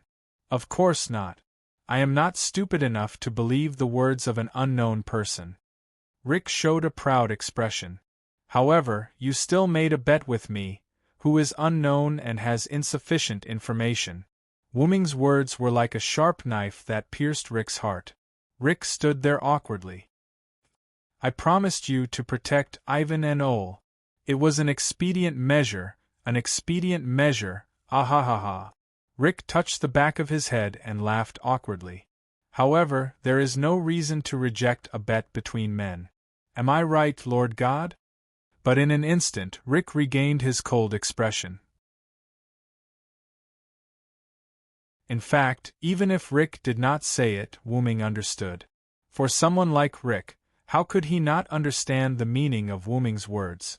Whether it was Wuming saving Ivan or the conversation with Rick, Rick felt the goodwill of Wuming. However, as Rick said, how could he easily believe the words of an unknown person? Let's assume that if Wuming was planning to deceive Rick and others, then as long as they followed Wuming's intentions, they would be fine. And if Rick did not bet with Wuming, then it was likely that Wuming, who wanted to deceive Rick and others, would be angry. If he could not achieve his goal, these humans would be useless. Then Wuming, an unknown person, would likely have this idea to directly eliminate Rick and others. Therefore, Rick chose to bet with him. As if knowing that Wuming already knew his thoughts, Riker went on to say, "In fact, there is a more important reason why I bet with you, and that is the content of the bet, the possibility of humans."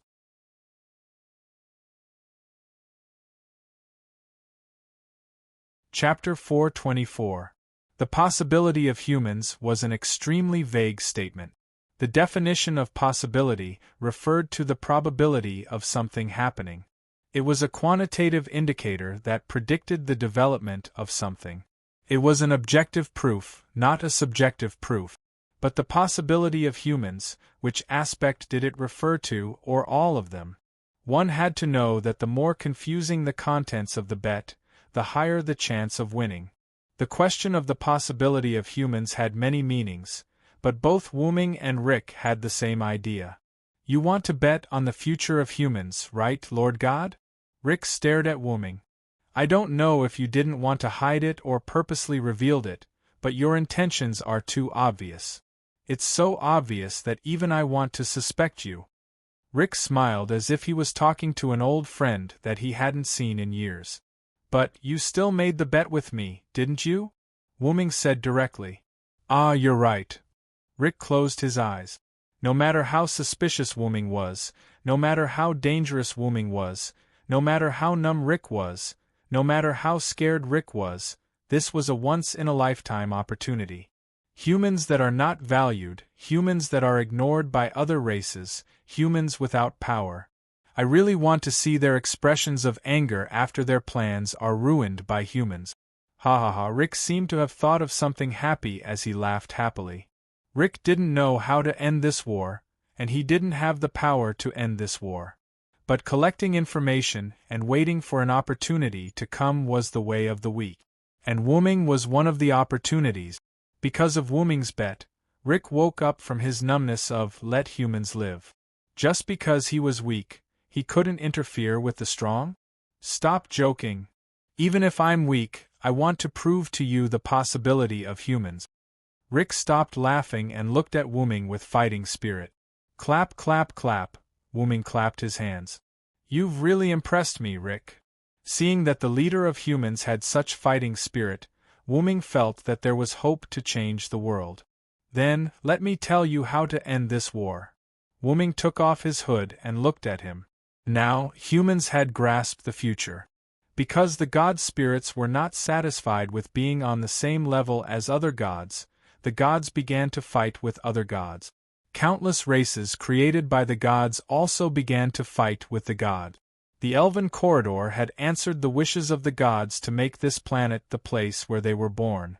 Thus, something called the Celestial Cup appeared. "Star Cup?" Rick asked doubtfully. Rick and Wu-ming walked down the stairs of the underground laboratory. Wu-ming explained the story. "Ah, that's right. It's the Star Cup." Wu-ming narrowed his eyes and continued to explain. Only when the gods of this planet decided on the strongest person would the Star Cup appear from the Elven Corridor underground. The strongest person who obtained the Star Cup would become the only god. In other words, these thousands of years of war were actually because of the selfish desires of the gods. Rick fell silent. Because of the selfish desires of the strong, human families were destroyed. They were not valued and were trampled on. They were even treated as food, test subjects, and laborers. "I don't think I'll forgive those people," Rick shouted slightly crazily. He hammered the steel wall beside him with one hand. Traces of blood flowed from Rick's hand that he did not remove from the wall. Wu-ming cast a few healing Lune runes and Rick's hand was healed. "This is the law of the jungle. The strong decide everything and the weak can only accept it," Wu-ming said calmly. "And often, the weak that the strong do not pay attention to will be killed." There were countless examples of the weak defeating the strong. Therefore, Wu-ming would not underestimate anyone. Even if he looked down on them, he would take them seriously in his heart. "By the way, aren't you afraid that I'll think that you want to use us humans to help you obtain the Star Cup by telling me all this?" Rick looked at Wu-ming. However, Wu-ming just shook his head calmly. "There's no need for that," Wu-ming said calmly. "Firstly, I'm a god from another world. Whether I can use the Star Cup of this world or whether I have the right to obtain it is still unknown. Secondly, I'm very strong," Wu-ming said as he looked into Rick's eyes. "Perhaps you might think that I'm a little arrogant, but according to the information I've obtained, in this world, in terms of combat power, only the creator of the Skywing race, Arthas, who is known as the God of War, can fight me." Wu-ming's words shocked Rick. Rick had some understanding of Arthas. The god who created the Skywing race was said to have the strongest power among all the gods. He was the strongest god of war who had killed other gods with the god-slaying weapon he created. Hey, are you for real? Are you that strong?" Rick looked at Wu-ming with an extremely shocked gaze. Although Rick also knew that Wu-ming was not weak and was very likely a powerful god, he could not help but be shocked that Wu-ming could fight with Arthas, the creator of the god-slaying weapon. Then I'm really sorry. I'm that strong. Wuming half-jokingly shrugged helplessly and continued to walk down the stairs to the basement. The reason why Wuming said that was because of Wuming's speculation. Back then, Wuming had asked the dragon spirit what rank it was in this world. The dragon spirit half-weakly said that it was almost on par with the strongest god, Arthas. Of course, Wuming did not easily believe the one-sided words of the dragon spirit. After that, Wuming asked for some other information, such as the strength of the dragon spirit and the strength of the Kikai race. After becoming familiar with Hubletus, Wuming also asked Hubletus about it. The database shows that the dragon spirit doesn't lie. They are a race that purely respects the strong. This was Hubletus's original words. Speaking of which, Hubletus also told Wuming some information about the dragon spirit. It could use its past and future power in the present, manipulate time and space, and transfer injuries to the past or future. It could be said that it was extremely difficult to deal with. The dragon spirit whose bones were broken by Wuming's punch was defeated because it underestimated the enemy and fought head-on with Wuming's giant incarnation. The reason why the dragon spirit did not transfer its injuries to the past or future was actually because of the law of the jungle. However, Wuming always felt that the other party was afraid that he would punch him again, so he gave in. Thinking about it, if the dragon spirit seed got up again, with the situation at that time, Wu Ming was likely to give the dragon spirit seed another punch. Not everyone could block a phoenix and a giant. In short, Wuming inferred from the information that only Arthas could match him. Let's not talk about this for now. We found something good down here. Let's take a look together. With that, Wuming walked away. You guys. Rick muttered this word. Does he have companions? Rick shook his head and stopped thinking about it. He followed Wuming's footsteps and came to the laboratory.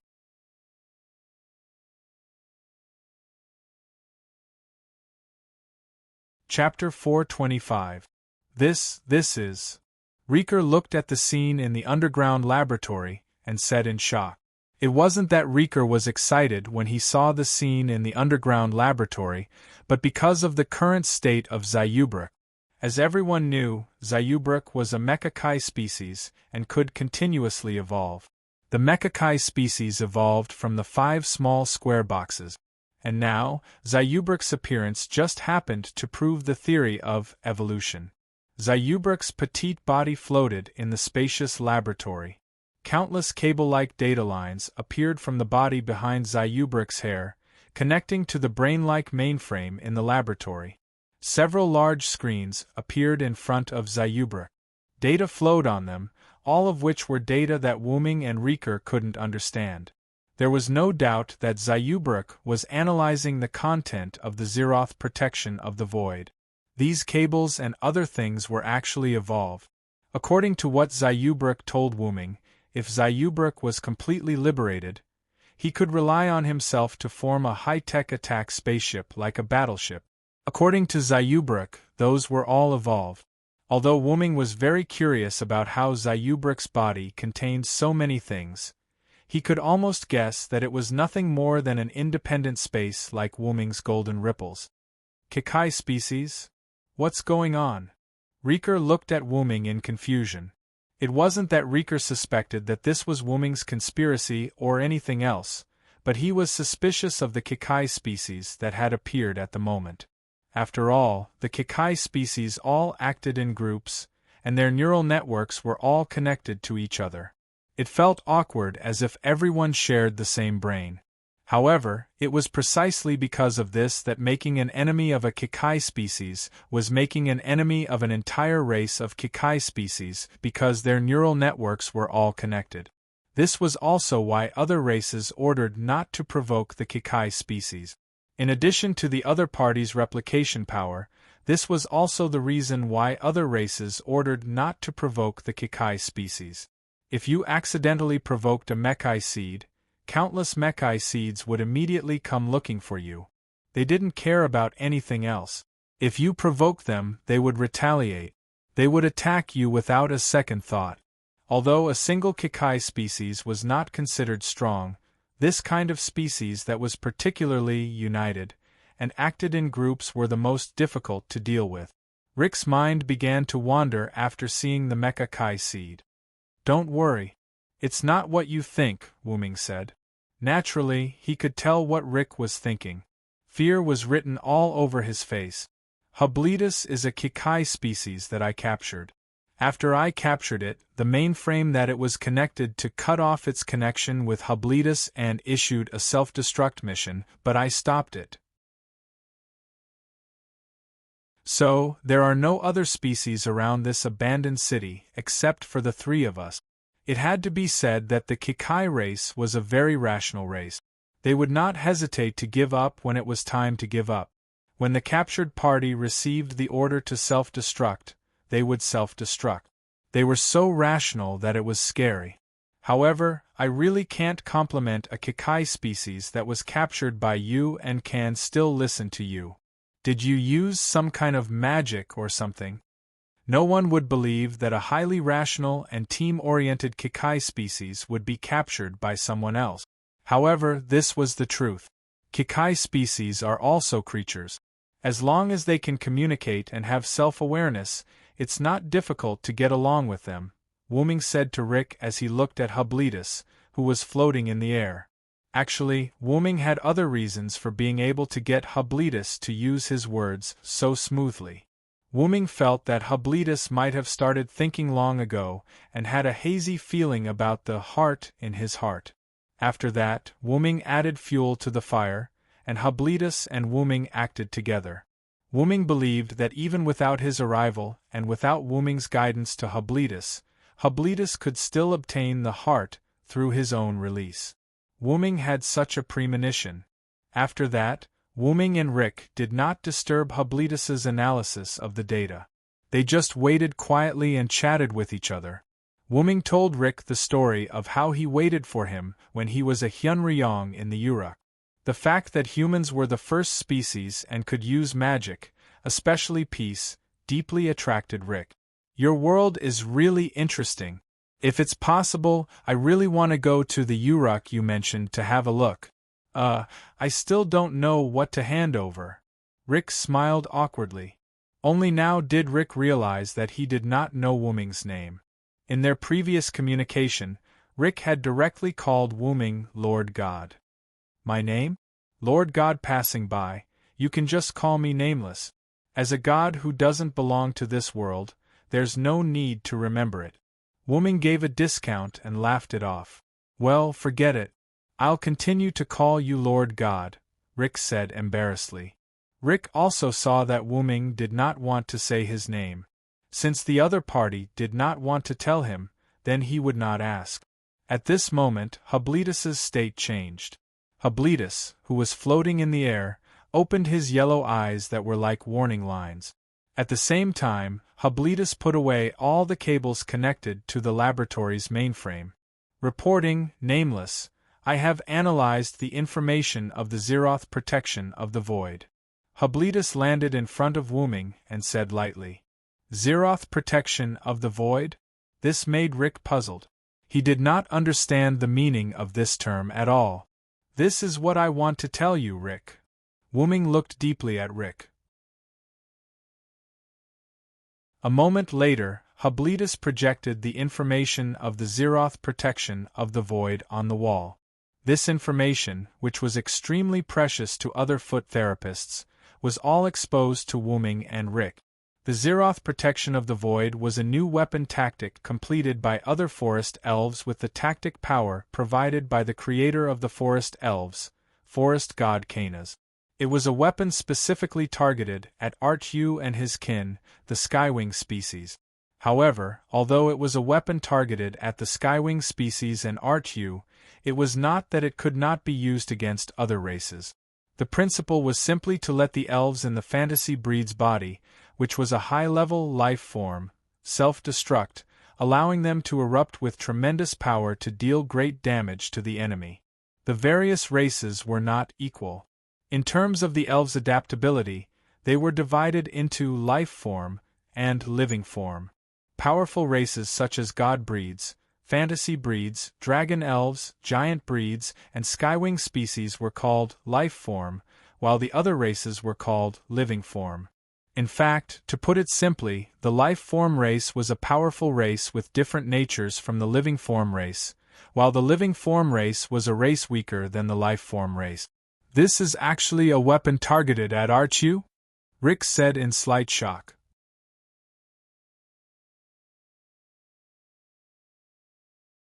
Chapter 426. Through the self-destruction of a fantasy breed's sprite, it can be used to attack you and his skywing breeds. Its power is enough to destroy the divine marrow of a god. It's practically a weapon of the same nature as the gnome breed's marrow explosion. Rick said seriously. It was worth mentioning that the marrow explosion was information that Rick had found from the gnome's crashed magic airship. The abandoned city of the forest elves was also found from the same magic airship. The Zeroth ward of the void that Zayubruk had analyzed clearly showed that the power of this tactic could destroy the divine marrow of a god. However, he scoffed at this. If only it were that easy. At the very least, it would have to catch a god off guard and hit it. To explain, the divine marrow was actually the spirit core of a servant. The forest elves actually managed to research such a tactic without anyone noticing. As expected of the race that is best at using magic tactics, Rick said indifferently. It was unknown whether he was mocking or praising.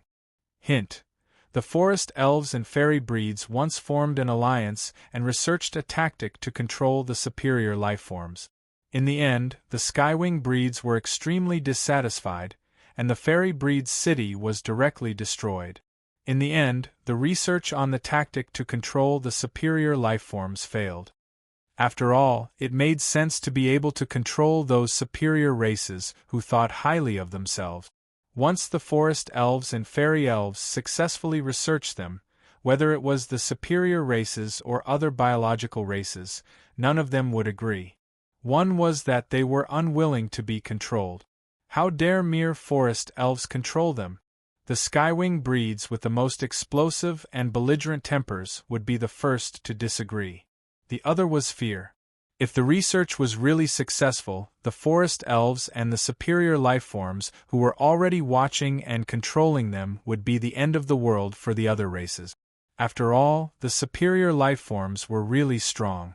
If they formed an alliance, the other lifeforms would definitely not be able to survive. Therefore, the matter of the forest elves and fairy breeds' research on controlling the superior lifeforms was discovered by the spies of the other races and spread among the other races. The fairy breeds had withdrawn from the war because their vitality had been greatly damaged by the skywing breed. Their capital was gone, and the skywing breeds were still attacking.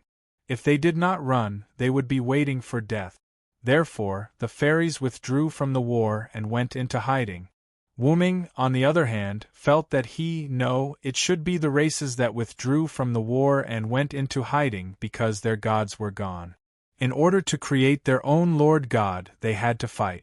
If they found out that their Lord God had been killed by the enemy Lord God, then what was the point of fighting?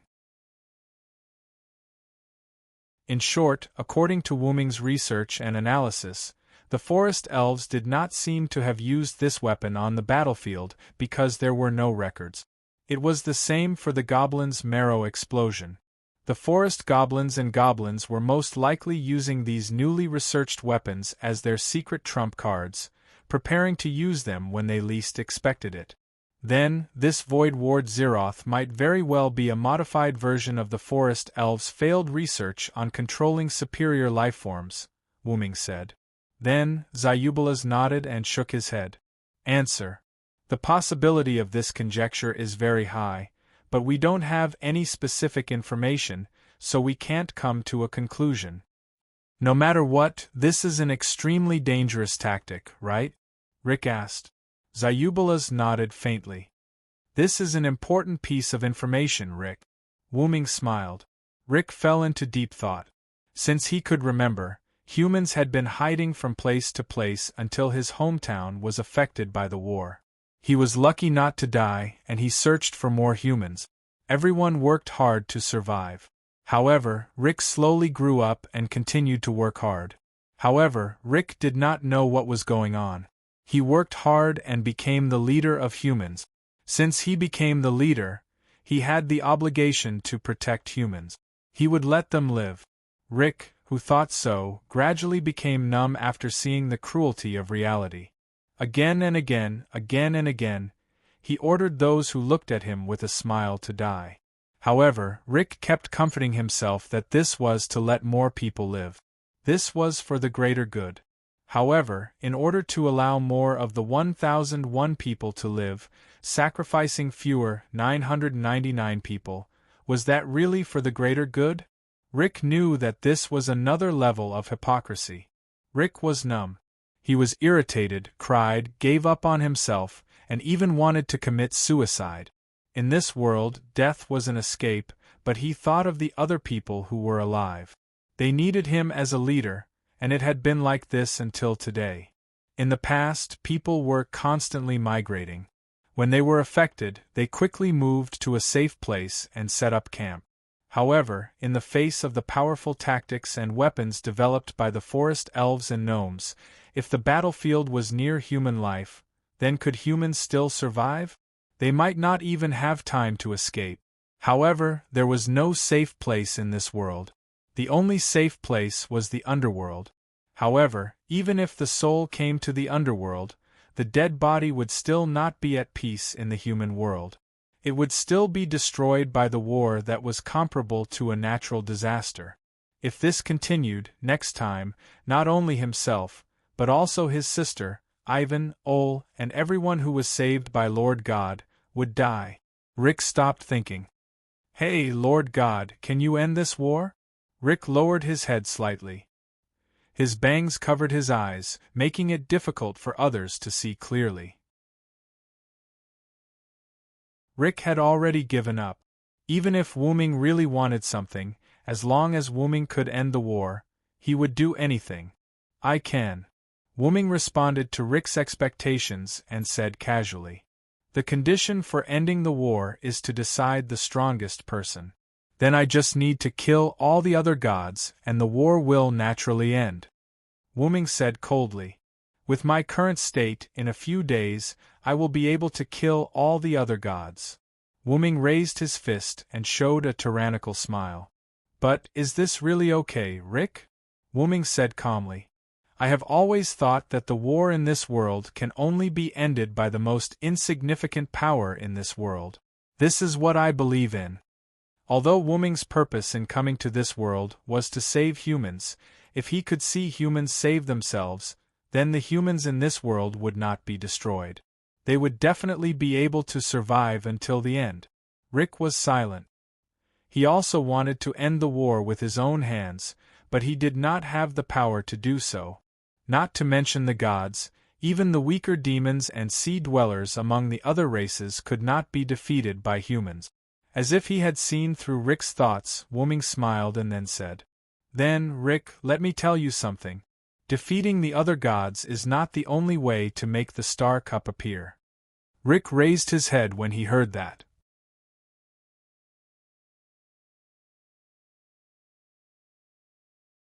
Chapter 427.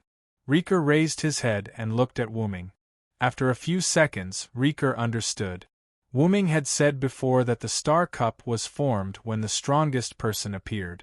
The elf corridor bred various gods, so it was inferred that the elf corridor was the strongest person.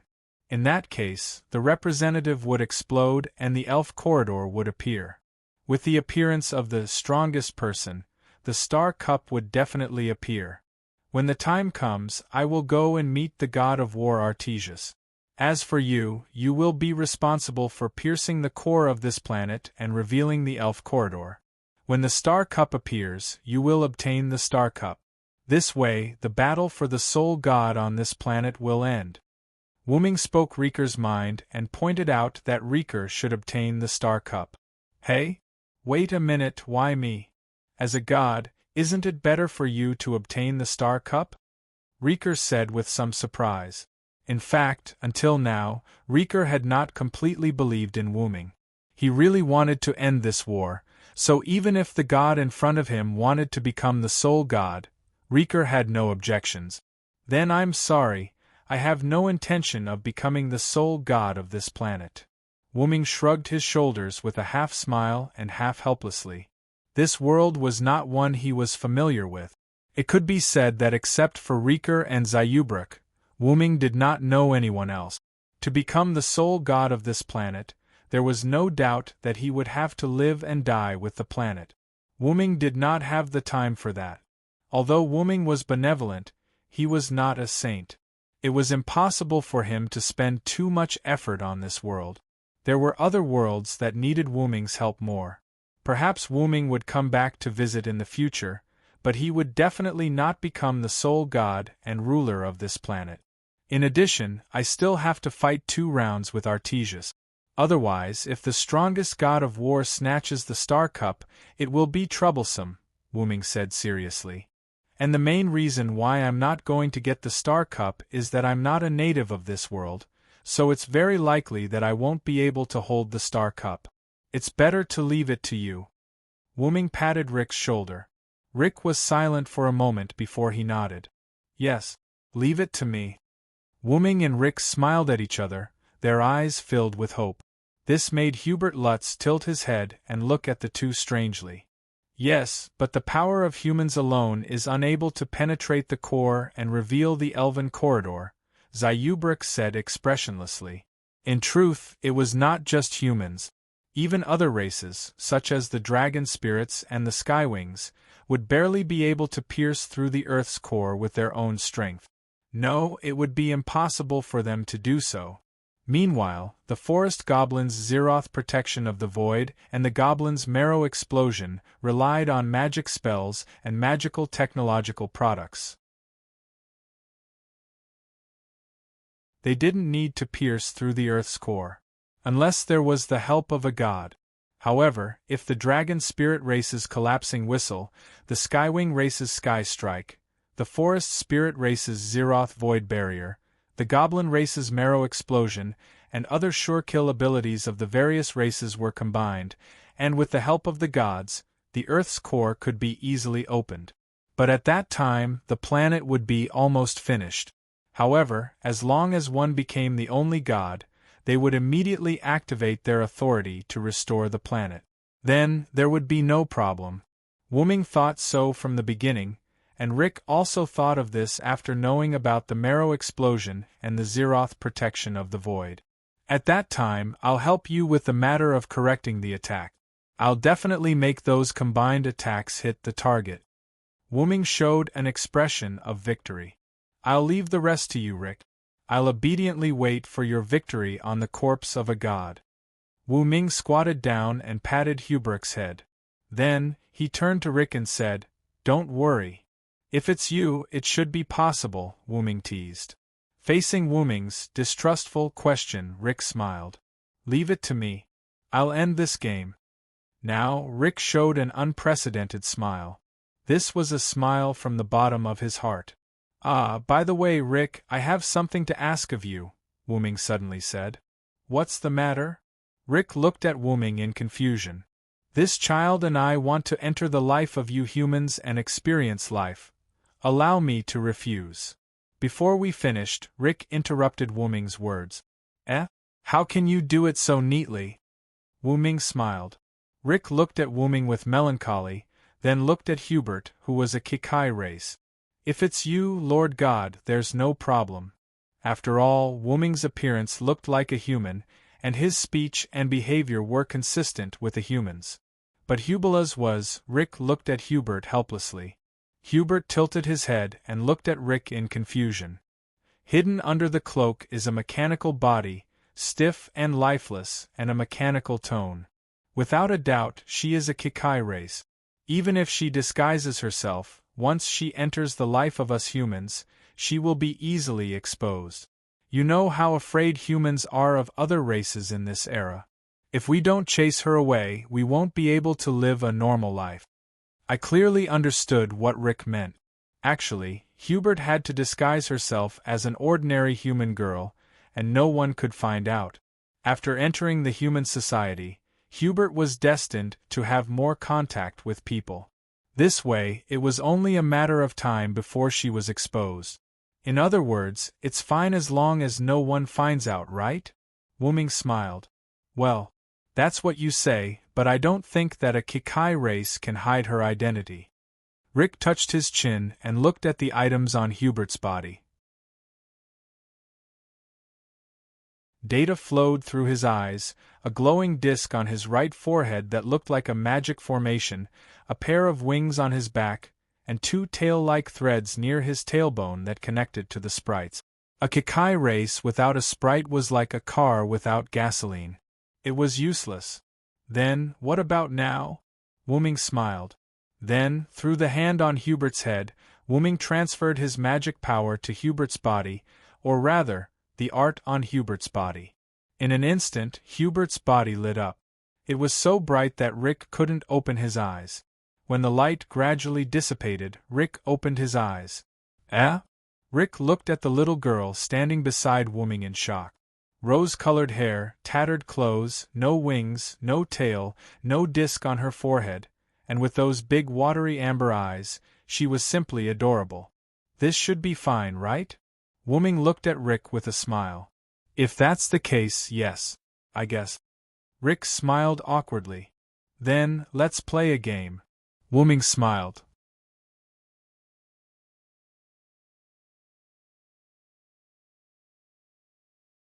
Chapter 428. Checkmate. Zayubruk said calmly. She picked up the chess piece created by Wuming's magic and killed Rick directly. It's cheating to let Jikai Seed play chess.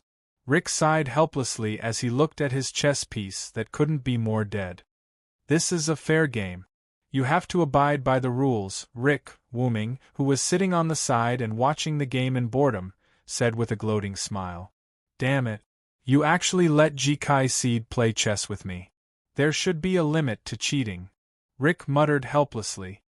Okay, didn't you agree to it before? If Zayubruk wins, let her join the lives of humans. You have to accept your loss, Rick. You have to accept your loss, Zayubruk also said expressionlessly. That's right. Rick was excited because he saw chess that he hadn't seen for a long time. Then, he agreed to the game and lost completely. After all, how could a human brain compare to a machine? Of course, there were exceptions, but this exception wasn't Rick. Yes, I know. I'll let Zayubruk join our lives. You said before that you wanted to join us. Then, I'll have to trouble you to look after her. Don't let her cause any trouble, Rick said helplessly. Through the exchange just now, Rick also knew the name of this Jikai seed. I'll try my best. Wuming looked at Rick with a smile and said irresponsible words. Sigh. Rick sighed helplessly. These two guys were indeed non-humans. If they turned into humans, they would definitely be problem children. That's right, Rick suddenly said. The name Zayubruk doesn't sound like a human's. And this tone. If you don't change it, it might leave suspicion in the crowd, Rick said earnestly. In this kind of era, not only was Rick suspicious, but the other ordinary people were also suspicious. If they saw something, the refugees would be in a panic. Rick believed in Wuming and also believed in Zayubruk, who was captured by Wuming, but this didn't mean that others could believe them. So, if it was possible, can you get Hublets to change it? Asked Leave. Are you all right, Hubruk? Wuming patted Hubruk's little head, looking at him. Answer, there's no problem. Zayubruk felt Wuming's head patting and was stunned for a moment before he nodded. Then, first, remove the mechanical word at the beginning of the sentence, and then change the character to be timid and quiet. Is that okay? Wuming asked softly. Hubert nodded and closed his eyes. After a few seconds, Hubruk opened his eyes again. Is this okay? When Zayubruk spoke again, it wasn't the same emotionless voice as before. Instead, it was the timid voice of a human girl that was mixed with cuteness. With Wuming's magic, Zayubruk was no different from an ordinary, timid human girl. Well done, Zayubruk. Wuming gently patted Zayubruk's head, as if he was facing his own sister. As for the name, you'll be called Shiobi from now on, and I'll be your brother, Vilo. Remember that. Wuming treated Shiobi gently as if he had really become a brother. Shiobi. Remember, Rick raised his eyebrows as he looked at the two people who were acting like crazy. Until now, I still feel that you superior races really have too much of an advantage, Rick said in confusion. However, Wuming understood. Wasn't Rick referring to the series of tricks that Wuming and Zayubruk had used?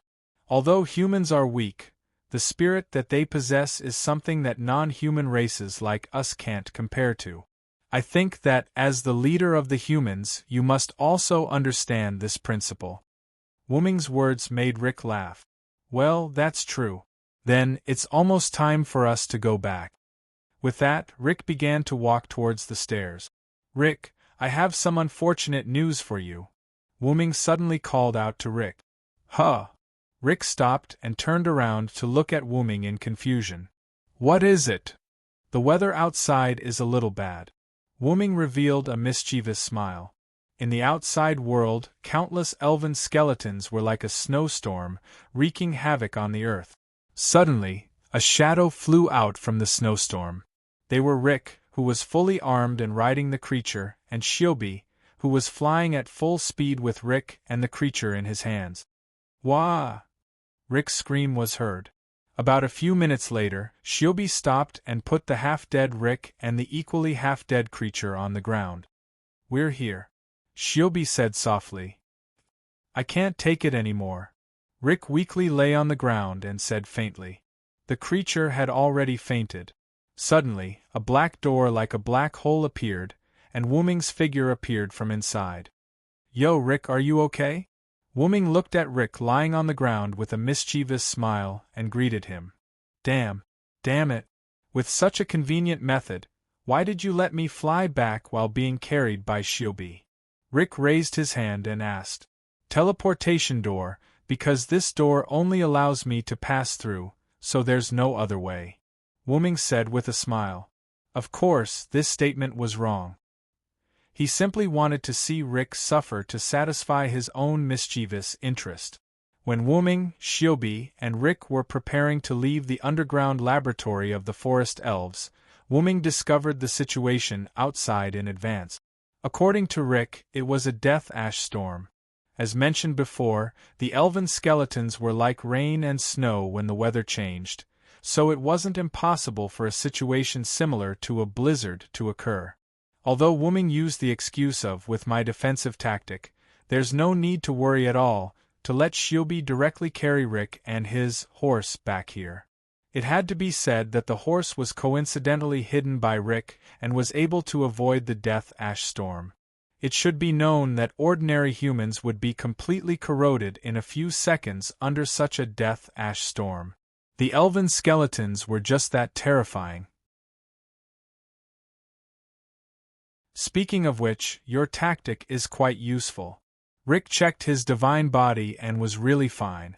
Not only that, but his horse was also fine. Shiobi, too. Shiobi also looked at her own body and was completely unharmed. By the way, although Shiobi was not afraid of the death ash storm, the elven skeletons could still cause surface abrasion to Shiobi. Hence, Wuming had also set up a tactic for her. Let's go back to the village first. Rick needs to rest well. Wuming looked again at Rick, who was dizzy from the high-speed movement. You bastard! You think it's caused by me? Rick roared angrily. It's Shiobi. Wuming pointed at Shiobi shamelessly. It's Shiobi. Shiobi nodded. In principle, Shiobi did indeed cause Rick to feel dizzy. I really lose to you guys.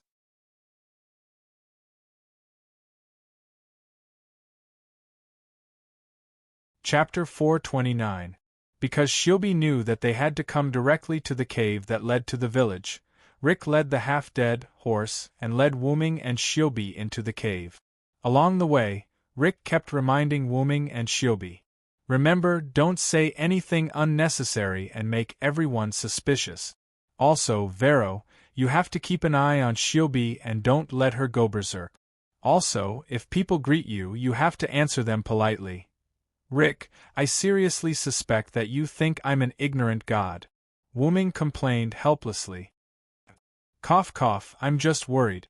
Ahahaha. Rick laughed awkwardly. You're indeed not an ignorant god. You're a problematic god. Immediately after, Rick stopped. Wuming and Shiobi, who were following behind Rick, also stopped. There was an old door in front of them. The large underground cave behind the door was Rick's village. Wuming had already noticed that when he was observing. Then, let's go, Vilo Shiobi. With that said, Rick pushed open the old wooden door. Creak, following the sound of the old wooden door, the cave appeared in front of Wuming and Shiobi. Rick! It was still the voice that Wuming heard before. The woman named Crone, Rick's sister, threw herself into Rick's arms. She hugged Rick tightly and called out Rick's name worriedly. Okay, Crone. I'm fine. Rick comforted his sister in a fluster. Because he went out alone and there was no one else to look after him, she was even more worried. Wuming saw that Crone was unusually worried this time. She was even more worried than last time. The others only looked at Rick and Shiobi from their posts. However, they were more curious about Wuming and Shiobi. I told you to call me sister. Who are the two behind you? At this time, Crone noticed the two people behind Rick. Them. I met the wanderers on my way back. Their village was destroyed, so I brought them back. Following Rick's words, Wuming took off his brown hood and smiled at Crone. Hello, my name is Vilo Salansword.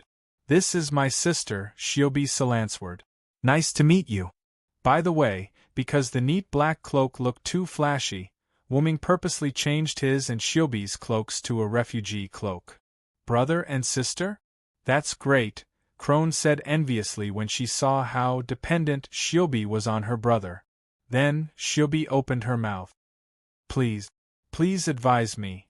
While she was at it, Shiobi pulled down her hood that appeared extremely large due to her figure and hid behind Wuming. Then, she was adorable to Crone. Wah! What's wrong with this child? She's too cute. Crone hugged Shiobi and rubbed against her. This caused Rick to be shocked. Wuming cast a camouflage spell that could only change Shiobi's appearance in human eyes. In other words, her body did not change. But fortunately, Shiobi's body was based on human standards. In addition, Shiobi was instructed by Wuming to put away the mechanical objects, such as wings and the rings on her head. Therefore, there was no need to worry about being discovered. Shiobi could not understand Crone's actions. Seeing that Wuming did not give any instructions, she just let Crone hug her. As for Crone, she treated Shiobi as a shy child and didn't pay much attention to him. Then, Crone, it's about time to prepare a room for Vilo and the others, Rick said nervously. He was afraid that the Kikai seed would treat Crone's actions as an enemy's attack and counterattack. To put it bluntly, Rick was still worried about Shiobi's Kikai seed.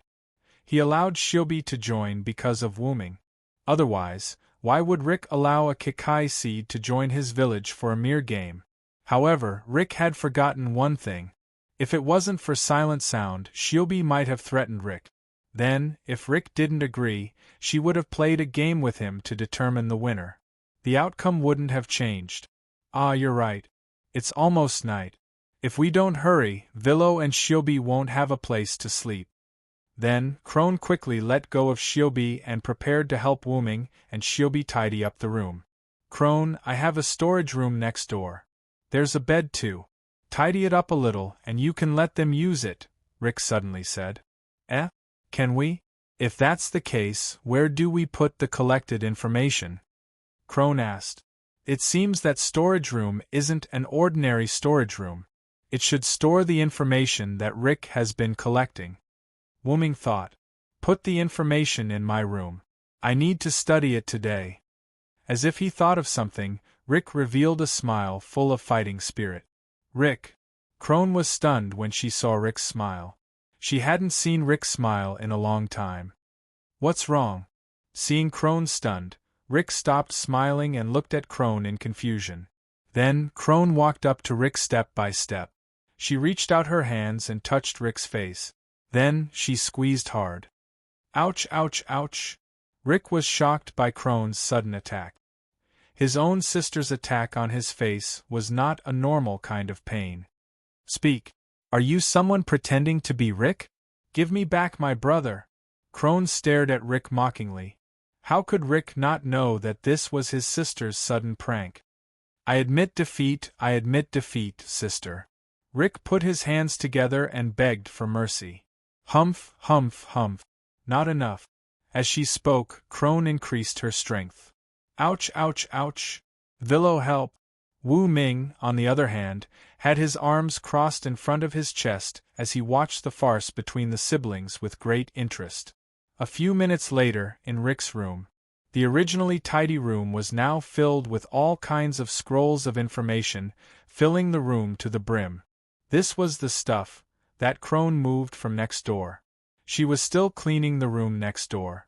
Rick rubbed his cheeks as he studied the map in front of him in annoyance.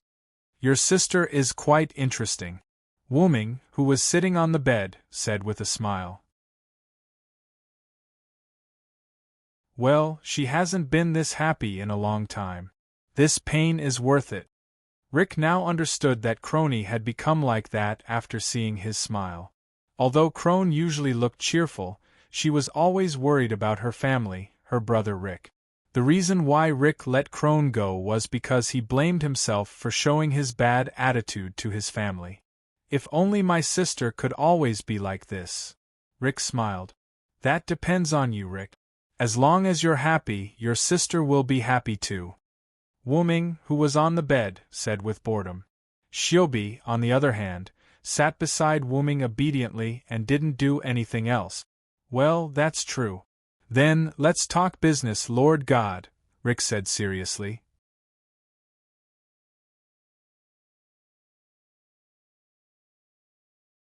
Chapter 430. The first step in Wu Ming and Rick's plan was to prevent the humans from becoming the final battlefield. I already know about the secret weapons of the goblins and forest elves. However, that alone isn't enough to gather them together. As he spoke, Rick placed the map on the ground and showed it to Wu Ming. The Skywings are on the continent opposite Lucia, Yar Ayla. If we want them to leave Lucia, we'll need a plan, Rick said. The other races are either retreating from the battle or are too few in number. Furthermore, they're unable to fight against the other powerful races and want to reap the benefit. The only races with power are the Skywings, forest elves, and goblins. Wu Ming marked the territories of the three races on the map. To put it simply, as long as the forest elves and goblins are in conflict, they'll rope in some of the other races and form two camps, Rick said with a smile. This was a long-term understanding of the big picture. It was basically impossible to be wrong. Then, what we need to do now is to get the people of the various races on Lucia to leave. That'll require us to gather information. Then, Wu Ming and Rick looked at each other and smiled. Then, regarding the issue of manpower, I'll go select people to form a suicide squad later. After all, those races were scattered all over Lucia. If Rick were to rely on himself, it would take a very long time. Assuming that Rick found out about the Goblin's trump card and revealed the information about the Forest Goblin's Zeroth protection of the Void, then started to walk towards the Forest Goblin's territory. When he arrived at the Forest Goblin's territory, Rick would find that the two sides had already started fighting. The goblins, who were wary of the Forest Goblins, had won the battle and killed the Forest Goblins without leaving anything behind. That would completely mess up the plan. Hence, they needed manpower and messenger pigeons. Even so, Rick, you haven't forgotten about me, have you? I'm super strong. Wu Ming looked at Rick. Rick understood what Wu Ming meant. As long as Wu Ming displayed his destructive power, it would be easy for the other races to retreat. After all, no one wanted to live in an area with a bomb nearby. But, isn't this the time to prove the possibility of humanity? Just wait and see. When I need you, I won't hold back. Rick smiled wantonly as he looked at Wu-ming. Then I'll wait and see. Wu-ming did not insist. He was here to save the humans, but he was not their nanny. It would be best if the humans could save themselves. If not, Wu-ming would step in. At this moment, someone knocked on the door. Please come in, Rick said. Rick had told him that he had something to discuss with the Villo, so he told him to knock on the door first if he wanted to find him. Creak, the door was pushed open and Rick's sister, Crony, walked in. Villo Shiobi, the room is ready. You can use it later, Crone said gently. Yes, sorry to trouble you, Miss Crone. Wu-ming smiled at Crone. Thank you. Shiobi had been told by Wu-ming that she had to say thank you in this situation. Wah, I can't, this child is too cute. Crone rushed up and hugged Shiobi, rubbing against her. Ugh. Shiobi made a silent protest. Ha, looks like Miss Crone likes my sister a lot. Then, can I trouble you to take her for a bath? Wu-ming smiled and suggested. This time, not only Crone, but even Rick was surprised. Can I? I'll take good care of this child. Crone was surprised because she was happy to be able to bathe such a cute child. Then I'll have to trouble you. By the way, this child is very shy. If possible, can you bathe Shiobi alone? Wu-ming smiled and nodded. No problem. I'll take good care of Shiobi. I promise to bathe Shiobi until she's white and clean. Crone rubbed against Shiobi again. Be good and listen to your sister, Shiobi. Wu-ming stared at Shiobi and said. Shiobi. Got it, then. Crone led Shiobi and left. Wait a minute, Villo. If we let Crone bathe Shiobi, won't we be exposed? Rick said in a panic. After all, even if he used a camouflage spell to change Shiobi's image in the eyes of others, once they were honest with each other, Crone who touched Shiobi would realize that something was wrong. Just like Shiobi's hair. Although it looked soft, it was actually made of ultra-tough metal wire. When she washed her hair, she would realize that something was wrong. Don't worry, Rick. I've already used suggestion magic on Crone. No matter how much I touch her, Crone will treat Shiobi as a human, Wu-ming said as he raised his hand and a ray of light appeared. This way, Shiobi will be able to better integrate into human life. What was that saying again? Being honest with each other was often a good way to increase trust. Just like the Japanese mixed bath. Cough cough. Back to the topic. Really, magic is so useful. Rick said enviously with his dead fish eyes. Let's continue. Then, Wu-ming and Rick sat opposite each other and continued their conversation. After a moment of conversation, Wu-ming understood Rick's meaning. Because we've considered that the other party will directly kill the informant, so we need to prepare more people? Wu-ming said. This was also why Rick needed a suicide squad. If there were too few people, the plan might fail. Yes, so I will gather some trustworthy people who can be part of the suicide squad and tell them about this, Rick said in a sorrowful tone. Therefore, these people were basically dead once they died. Rick's plan was for these people, including Rick himself, not to return to the village. They would be treated as dead ghosts who went out to explore. In addition, because the skeleton of the elves had the effect of shielding their aura, they needed to cover their bodies with some skeleton of the elves when they faced people of different races during missions. This was what humans called black ash. However, the skeleton of the elves had strong corrosive properties.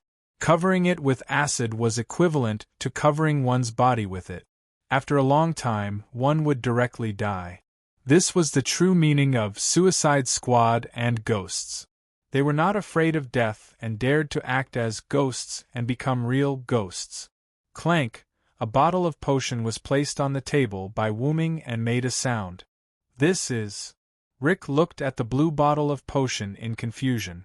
This is a potion that can be used to contact abnormal states. If it's the corrosion of the skeleton of the elves, it might be effective. Try it later, Wu-ming said. This bottle of potion was an item in the Yggdrasil game, specifically used to deal with abnormal conditions. Wuming thought that corrosion was also an abnormal state, so he took it out and asked Rick to try it. "You've been a great help, Villo." Rick looked at Wuming excitedly, and then carefully picked up the bottle of blue potion. Wuming smiled when he saw how careful Rick was. Clank! Clank! The table was full of these potions. Clank! Clank! Rick was dumbfounded. "You can have as many as you want. Don't be shy." Wuming smiled and pointed at the table.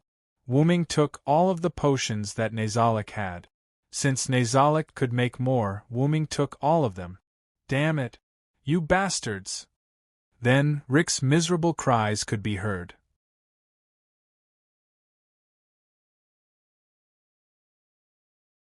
Chapter 431. Riker and Wuming went out to experiment.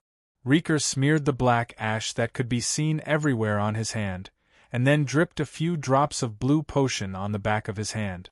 Instantly, the black ash disappeared, and the corrosive effect also disappeared. In the room, Wuming and Riker sat opposite each other. Shiobi sat beside Wuming in boredom. She had already been cleaned up by Crone and changed into her pajamas. "Damn it, evil gods, go to hell," Riker muttered. Hey, that's about enough. You can't even handle such a small blow?" Wuming smiled helplessly. The reason why Riker was like this was simply because Wuming's nouveau riche way of doing things provoked Riker. After all, in this war-torn era, everything was precious and people cherished it very much. Based on the effect just now, if everyone covered their whole body with black ash and drank a bottle of blue potion, the black ash would last for 3 hours. After that, the black ash would be eliminated by the power of the potion. After all, the effects of taking it inside the body and taking it outside the body were completely different. Riker was also thinking of the worst-case scenario. Therefore, if a person covered their whole body with black ash and drank a bottle of potion, the black ash would last for 3 hours before disappearing. "Then use this amount as the standard and see the situation," Wuming said. After all, there was no need to cover the whole body with black ash. Not to mention the corrosive effect of the black ash, even if the potion was effective, pain and scars would still be left. Moreover, for humans, the black ash only needed to cover a quarter of the body to completely conceal the aura, so that other races wouldn't be able to determine who the intruder was. For example, covering an arm to the chest, abdomen, and neck with black ash could almost completely conceal the aura of a human. "Well, I will choose the members of the Ghost tonight." Riker didn't dwell on the issue of Wuming's nouveau riche, and became serious. "Speaking of which, Riker, leave the forest essence to me." Wuming looked at Riker seriously. "You don't believe me?" Although he said so, Rick still understood Wuming's intention. The forest elves were actually an exceptionally cunning, or rather, suspicious and vengeful race. Even though the goblins had developed magic airships and the orcs had mastered advanced navigation technology, the forest goblins had also developed magic airships that could cover an entire forest. Although its performance was not as good as the goblins. But in reality, these races were not as easy to deal with as the forest fairies. To put it simply, the forest elves were not as easy to fool as the other races. Compared to Rick and the others, Wuming could at least escape unscathed. "At least it's safer this way. I don't want you to come back half-dead or unable to come back." Wuming jokingly teased Rick. "Then, are you confident?" Rick first smiled, then looked at Wuming seriously. "Of course," Wuming said without hesitation, with a confident expression on his face. "But I'll have to ask your ghost unit to cooperate with me a little." "No problem." Shiobi didn't speak at the side. She just looked at the conversation between the two as if they were old friends who had been together for many years. Data flowed in her orange-yellow eyes. "This is also a heart just like that, a great plan that could subvert all races was unveiled once again." The next morning, Wuming came out of his room early. Wuming didn't go to see the recruitment of the ghost last night. He just took a quick look and left with Shiobi. Coincidentally, because Wuming and Rick's rooms were next to each other, Wuming met Rick, who was about to leave his room, as soon as he went out. "Yo, Rick, you're up early," Wuming greeted. "You actually have the nerve to greet me. I originally wanted you and Zio to support me, but you actually sneaked away." Rick had a tragic expression. "You don't know how nervous I was at that time. Everyone was looking at me. So many people only looked at me when I became the village chief." "You don't know," Wuming didn't listen to Rick's complaints. Instead, he looked at Shiobi, who was holding his hand. By the way, this was suggested by Shiobi. Shiobi used the reason of, "Shouldn't siblings hold hands?" to let Wuming hold her hand. "Is she afraid of crowds?" Wuming said with interest. "Shiobi doesn't know." Shiobi calmly shook her head. "Right, Shiobi, how was your interaction with Crone yesterday?" After all, Shiobi and Crone were honest with each other. They must have gotten along well. On the other hand, Shiobi seemed to have recalled something terrible. Wu Ming could clearly sense that Shiobi's body trembled slightly. "Crone is so scary."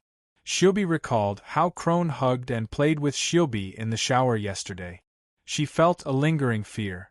Seeing Shiobi like this, Wu Ming could only smile awkwardly and didn't say anything else. "Hey! Don't ignore me!" Suddenly, Rick raised his voice. "Oh, are you done, Rick?" Wu Ming responded with a smile. "Forget it.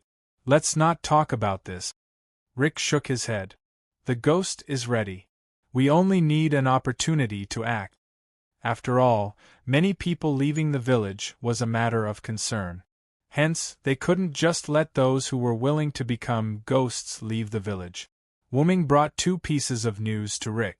"Good news and bad news. Which one do you want to hear first?" "Bad news," Rick answered without hesitation. "I noticed a gnome worship nearby, as well as a few dragon gnomes. Perhaps because the two races had a conflict before, the gnomes and dragon gnomes didn't like each other. What Wu Ming meant was that this time, the two would most likely affect the surrounding human villages, which were Rick's small villages." Hearing this, Rick frowned at first. Then, his brows relaxed.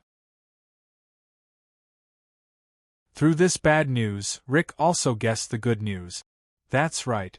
It's just as you thought. After this attack, the ghosts can act."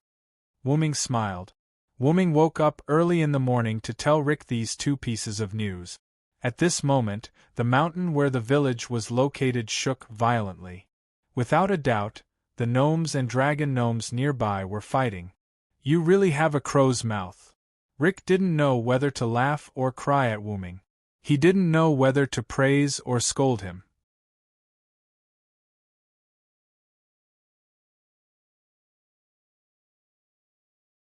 Chapter 432. "Everyone, leave from the west exit," Crone shouted, directing the panicking crowd to leave. Although Wu Ming and Rick didn't wake up late, Crony and a portion of the villagers woke up even earlier than them. These villagers were mostly young men and women.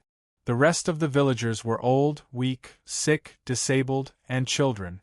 The rest of the villagers were woken up by the tremors outside. Following the shouts of their loved ones, they hurriedly packed their luggage and left in the designated direction. This was because the humans in this world would be affected by the battles of other races after a period of time. Therefore, the humans had to prepare their luggage early in order to prepare for any unexpected situations. In this era, death was a common occurrence. It was even possible to lose one's life while sleeping.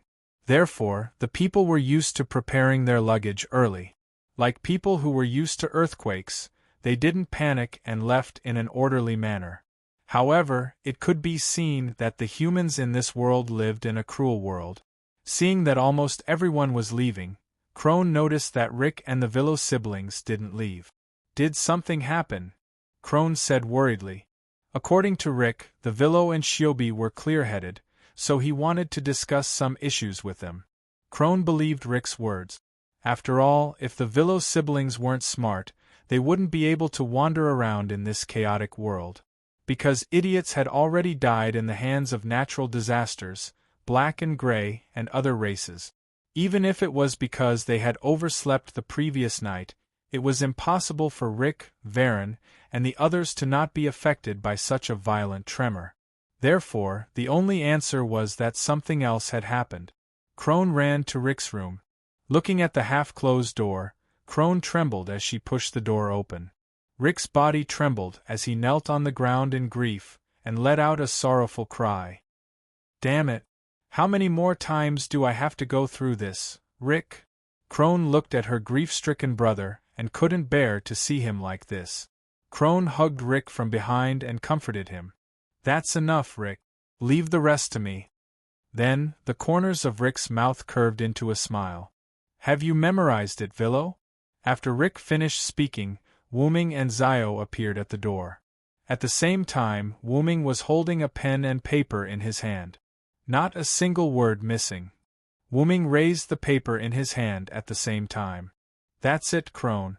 You're the next village chief. This is the map of the next village. The safest path is along the edge." Rick stood up and handed a map to Crone. "Huh!" Crone didn't even realize what had happened. "That's it, Chloe." With that, Rick walked to the door and met up with Wuming. Wait a minute, what the hell is going on? Rick, where are you going?" Crone was extremely confused. Even though Crony's talent was enough for her to become the village chief, she still couldn't accept Rick's sudden departure. "Just ending this game. Don't worry." Rick turned around and smiled wantonly. "Don't worry. I still have a sister to take care of. I won't mess around with Rick." Wuming raised his hand and suggested. This made Crone sigh in relief. She couldn't accept the sudden departure of a new friend. "Then, I'll leave Zio to you." Wuming pushed Zio into Crone's arms. "Huh!" Although Crone liked this cute child, she couldn't bear to see them messing around like this. And just as Crony was about to say something, Shiobi spoke. "Please, you big sister, Crone." Shiobi stuttered shyly as she looked at Crone with her big watery eyes.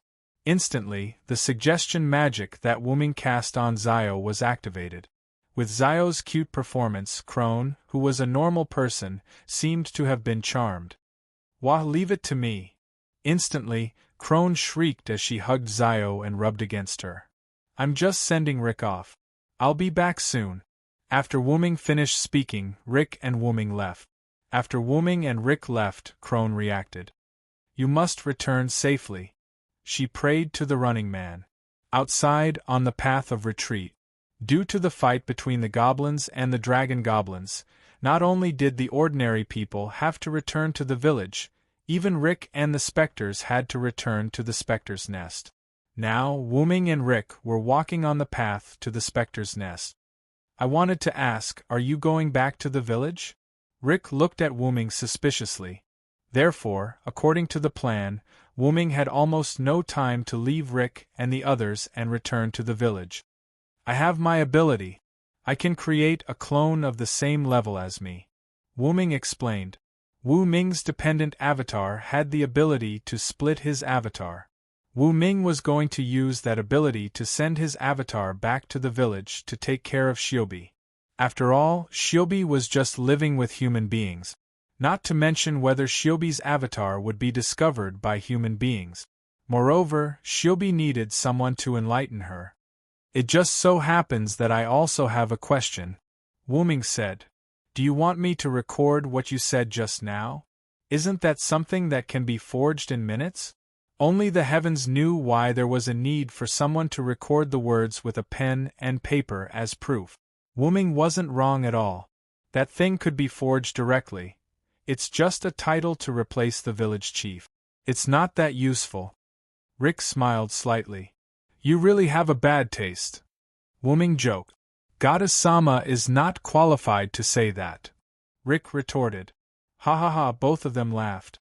When they came to the entrance of a cave, both Wuming and Rick stopped. "Then, I'll go first." Wuming looked away. "Well, we will also launch a strategy against the goblins and the orcs in 5 days. Immediately, without saying much, Rick and Wuming walked into the cave with their backs facing each other. Rick walked directly into the cave, and Wuming flew directly into the sky and flew away. So, they were really going to leave after sending him off.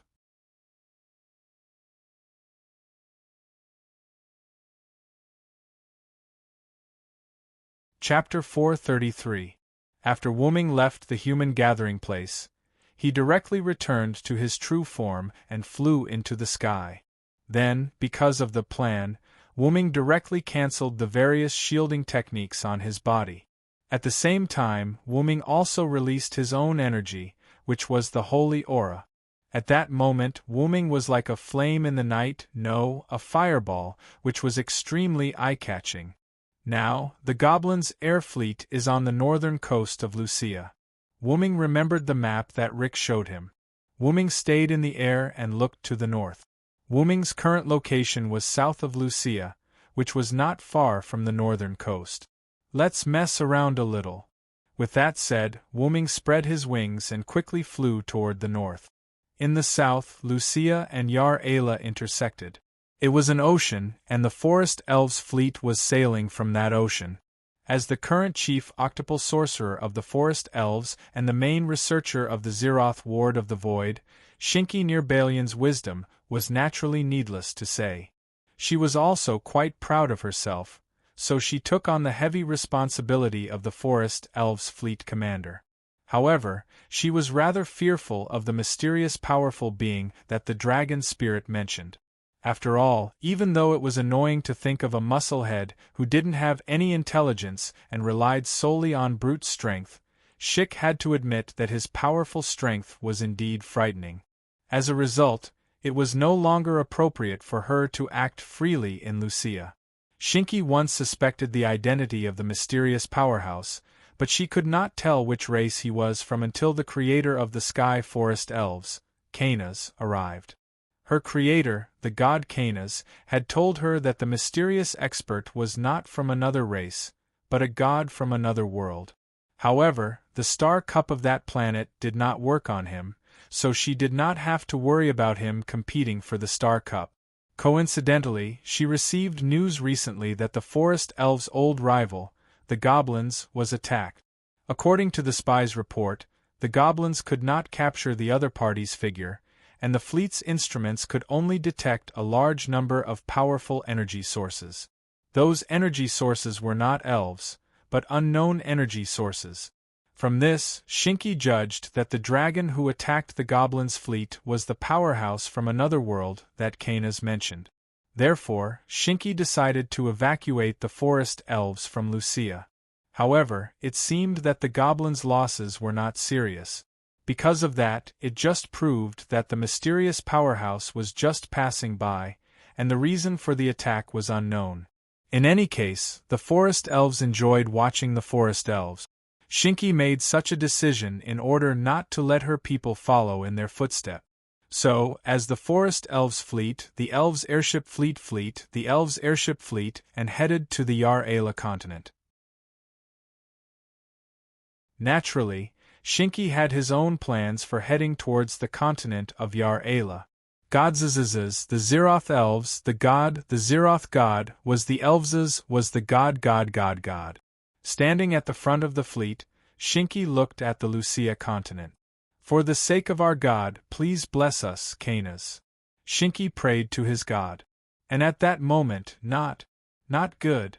Lord Shinki! An ordinary Forest Elves soldier hurriedly ran to the bow of the ship. What's the matter? Don't panic. Shinki looked at the soldier unhappily. Yes. I'm sorry, Lord Shinki. The soldier calmed down and stood up straight. Tell me what happened? Shinki asked casually. It's like this, Lord Shinki. Our magic has detected an unknown energy source, and the amount is huge. The captain asked me to inform you. What did you say? In the captain's room of the Forest Elves' magic airship flagship, Shinki walked in a little panic, and his eyes suddenly rushed to the big screen. What the hell is going on? Shinki said with a little anger. At that moment, because of the confidentiality issue, there was only one captain left in the entire captain's room, and that captain didn't know why Shinky was angry, so the captain had to report truthfully. It's like this, Lord Shinky, we just detected a large non-elven energy source. I'm worried that it's that, so I asked the soldier to inform you. The captain said politely. Even he had to show respect to the Zeroth shields, Chief's 8th stages, and the Zeroth elves. That was why Shinky roared angrily as soon as he came in. Shinky naturally understood what the other party meant by that. As the captain, Shinky naturally knew that the goblins were attacked, and he also knew that the goblins were also attacked after detecting a large non-elven energy source. The soldier didn't know the situation, so after being persuaded by Shinky, he reported very calmly. And Shinky naturally knew that the situation changed from the goblins' panic to the red-crowned cranes and the red-crowned cranes. That made Shinky feel like she was fooled, and that was why Shinky was so angry as soon as he entered the room. That didn't attack? Shinky frowned slightly and asked the captain. Because the goblins were attacked after detecting that energy source, Shinky was shocked that they weren't attacked. No, but the other party used a shielding spell. We can't use detection magic to see the other party's influence, we can only see with our eyes. The captain shook his head. The other party's identity is a mystery. Not only did it interfere with the battle between the dragon elves and Kikai elves, but it also attacked the goblins, and it's not one of us. The captain said in distress. Of course, the arrival of the god Canas would not let the captain know. Although his status was slightly higher, it was not that high. In order to maintain a sense of mystery, only 10 people knew about the arrival of Canas. Those 10 people were either powerful or strong, and Shinky, as the main developer of the Zeroth shield, naturally knew about it. You don't have to worry about the other party's identity, the higher-ups have their own arrangements. Where is the other party now? Shinky changed the topic. The captain quickly checked the energy source, and as a result, the captain was shocked and his face changed. It's right here, what? Shinky was also surprised. The captain brought up the image, and the energy source just happened to coincide with the flagship. Yo, 2 forest elves!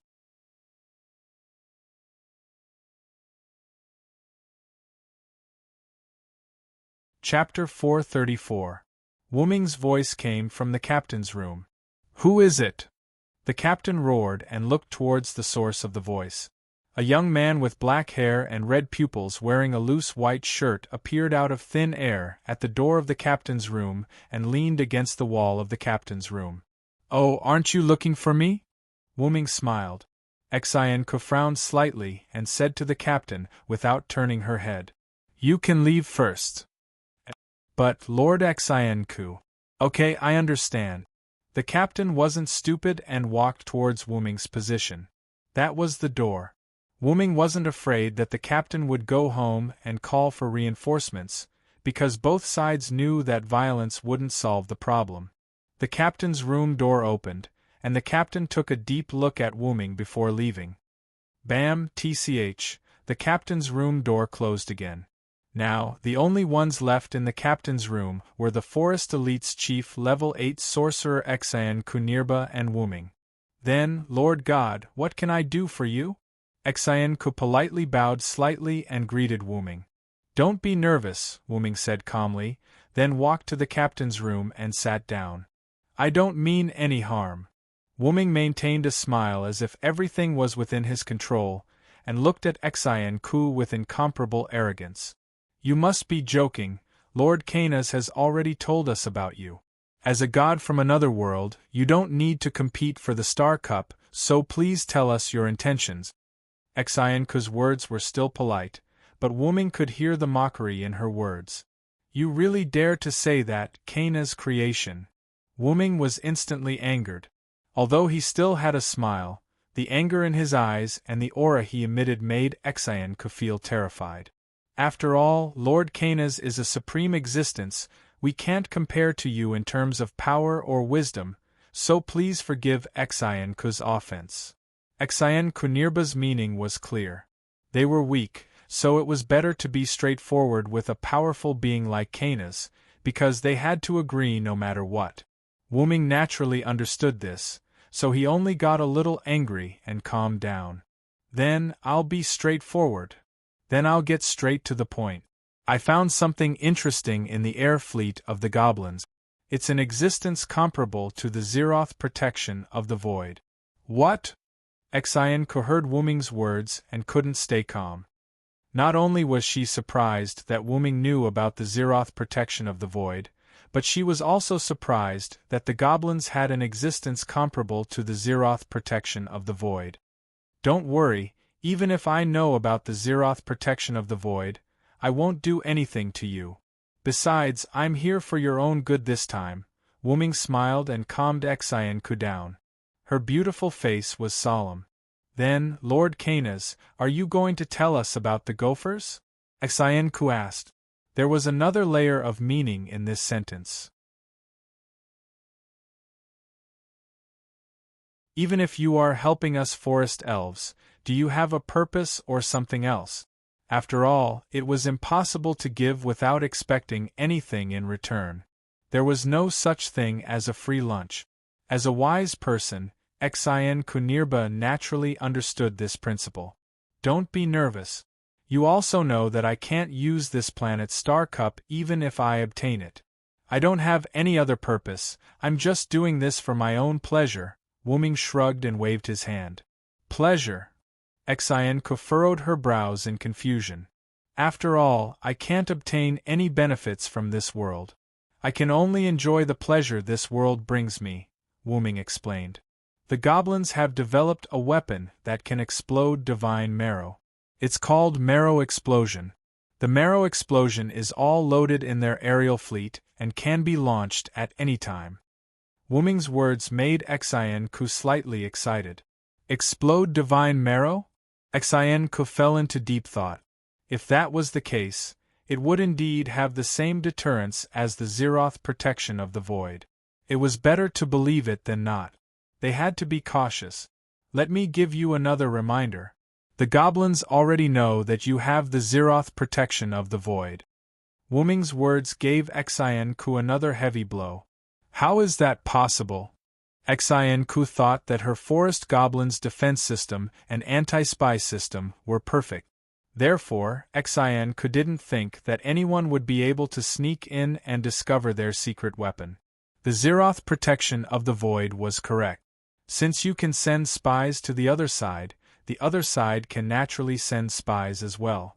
Don't be too complacent, forest goblins, Wuming warned. All in all, just be careful. I don't want this good show to be ruined. With that, Wuming stood up and prepared to leave. Thank you for the information, sir. Xianku bowed deeply to Wuming. However, her voluptuous chest swayed in front of Wuming's face. Cough cough. It's nothing. After all, I was very bored when I accidentally got lost in this world. How can I not find some entertainment for myself? I hope you won't disappoint me. With that, a black space appeared in front of Wuming. The space swallowed Wuming and the black door disappeared. It seemed that the other party relied on this thing to enter. Why didn't the comfortable version of shielding space teleportation work? Could it be that it wasn't space teleportation? Xianku began to think hard. However, this was none of Wuming's business. Phew! Wuming let out a long sigh.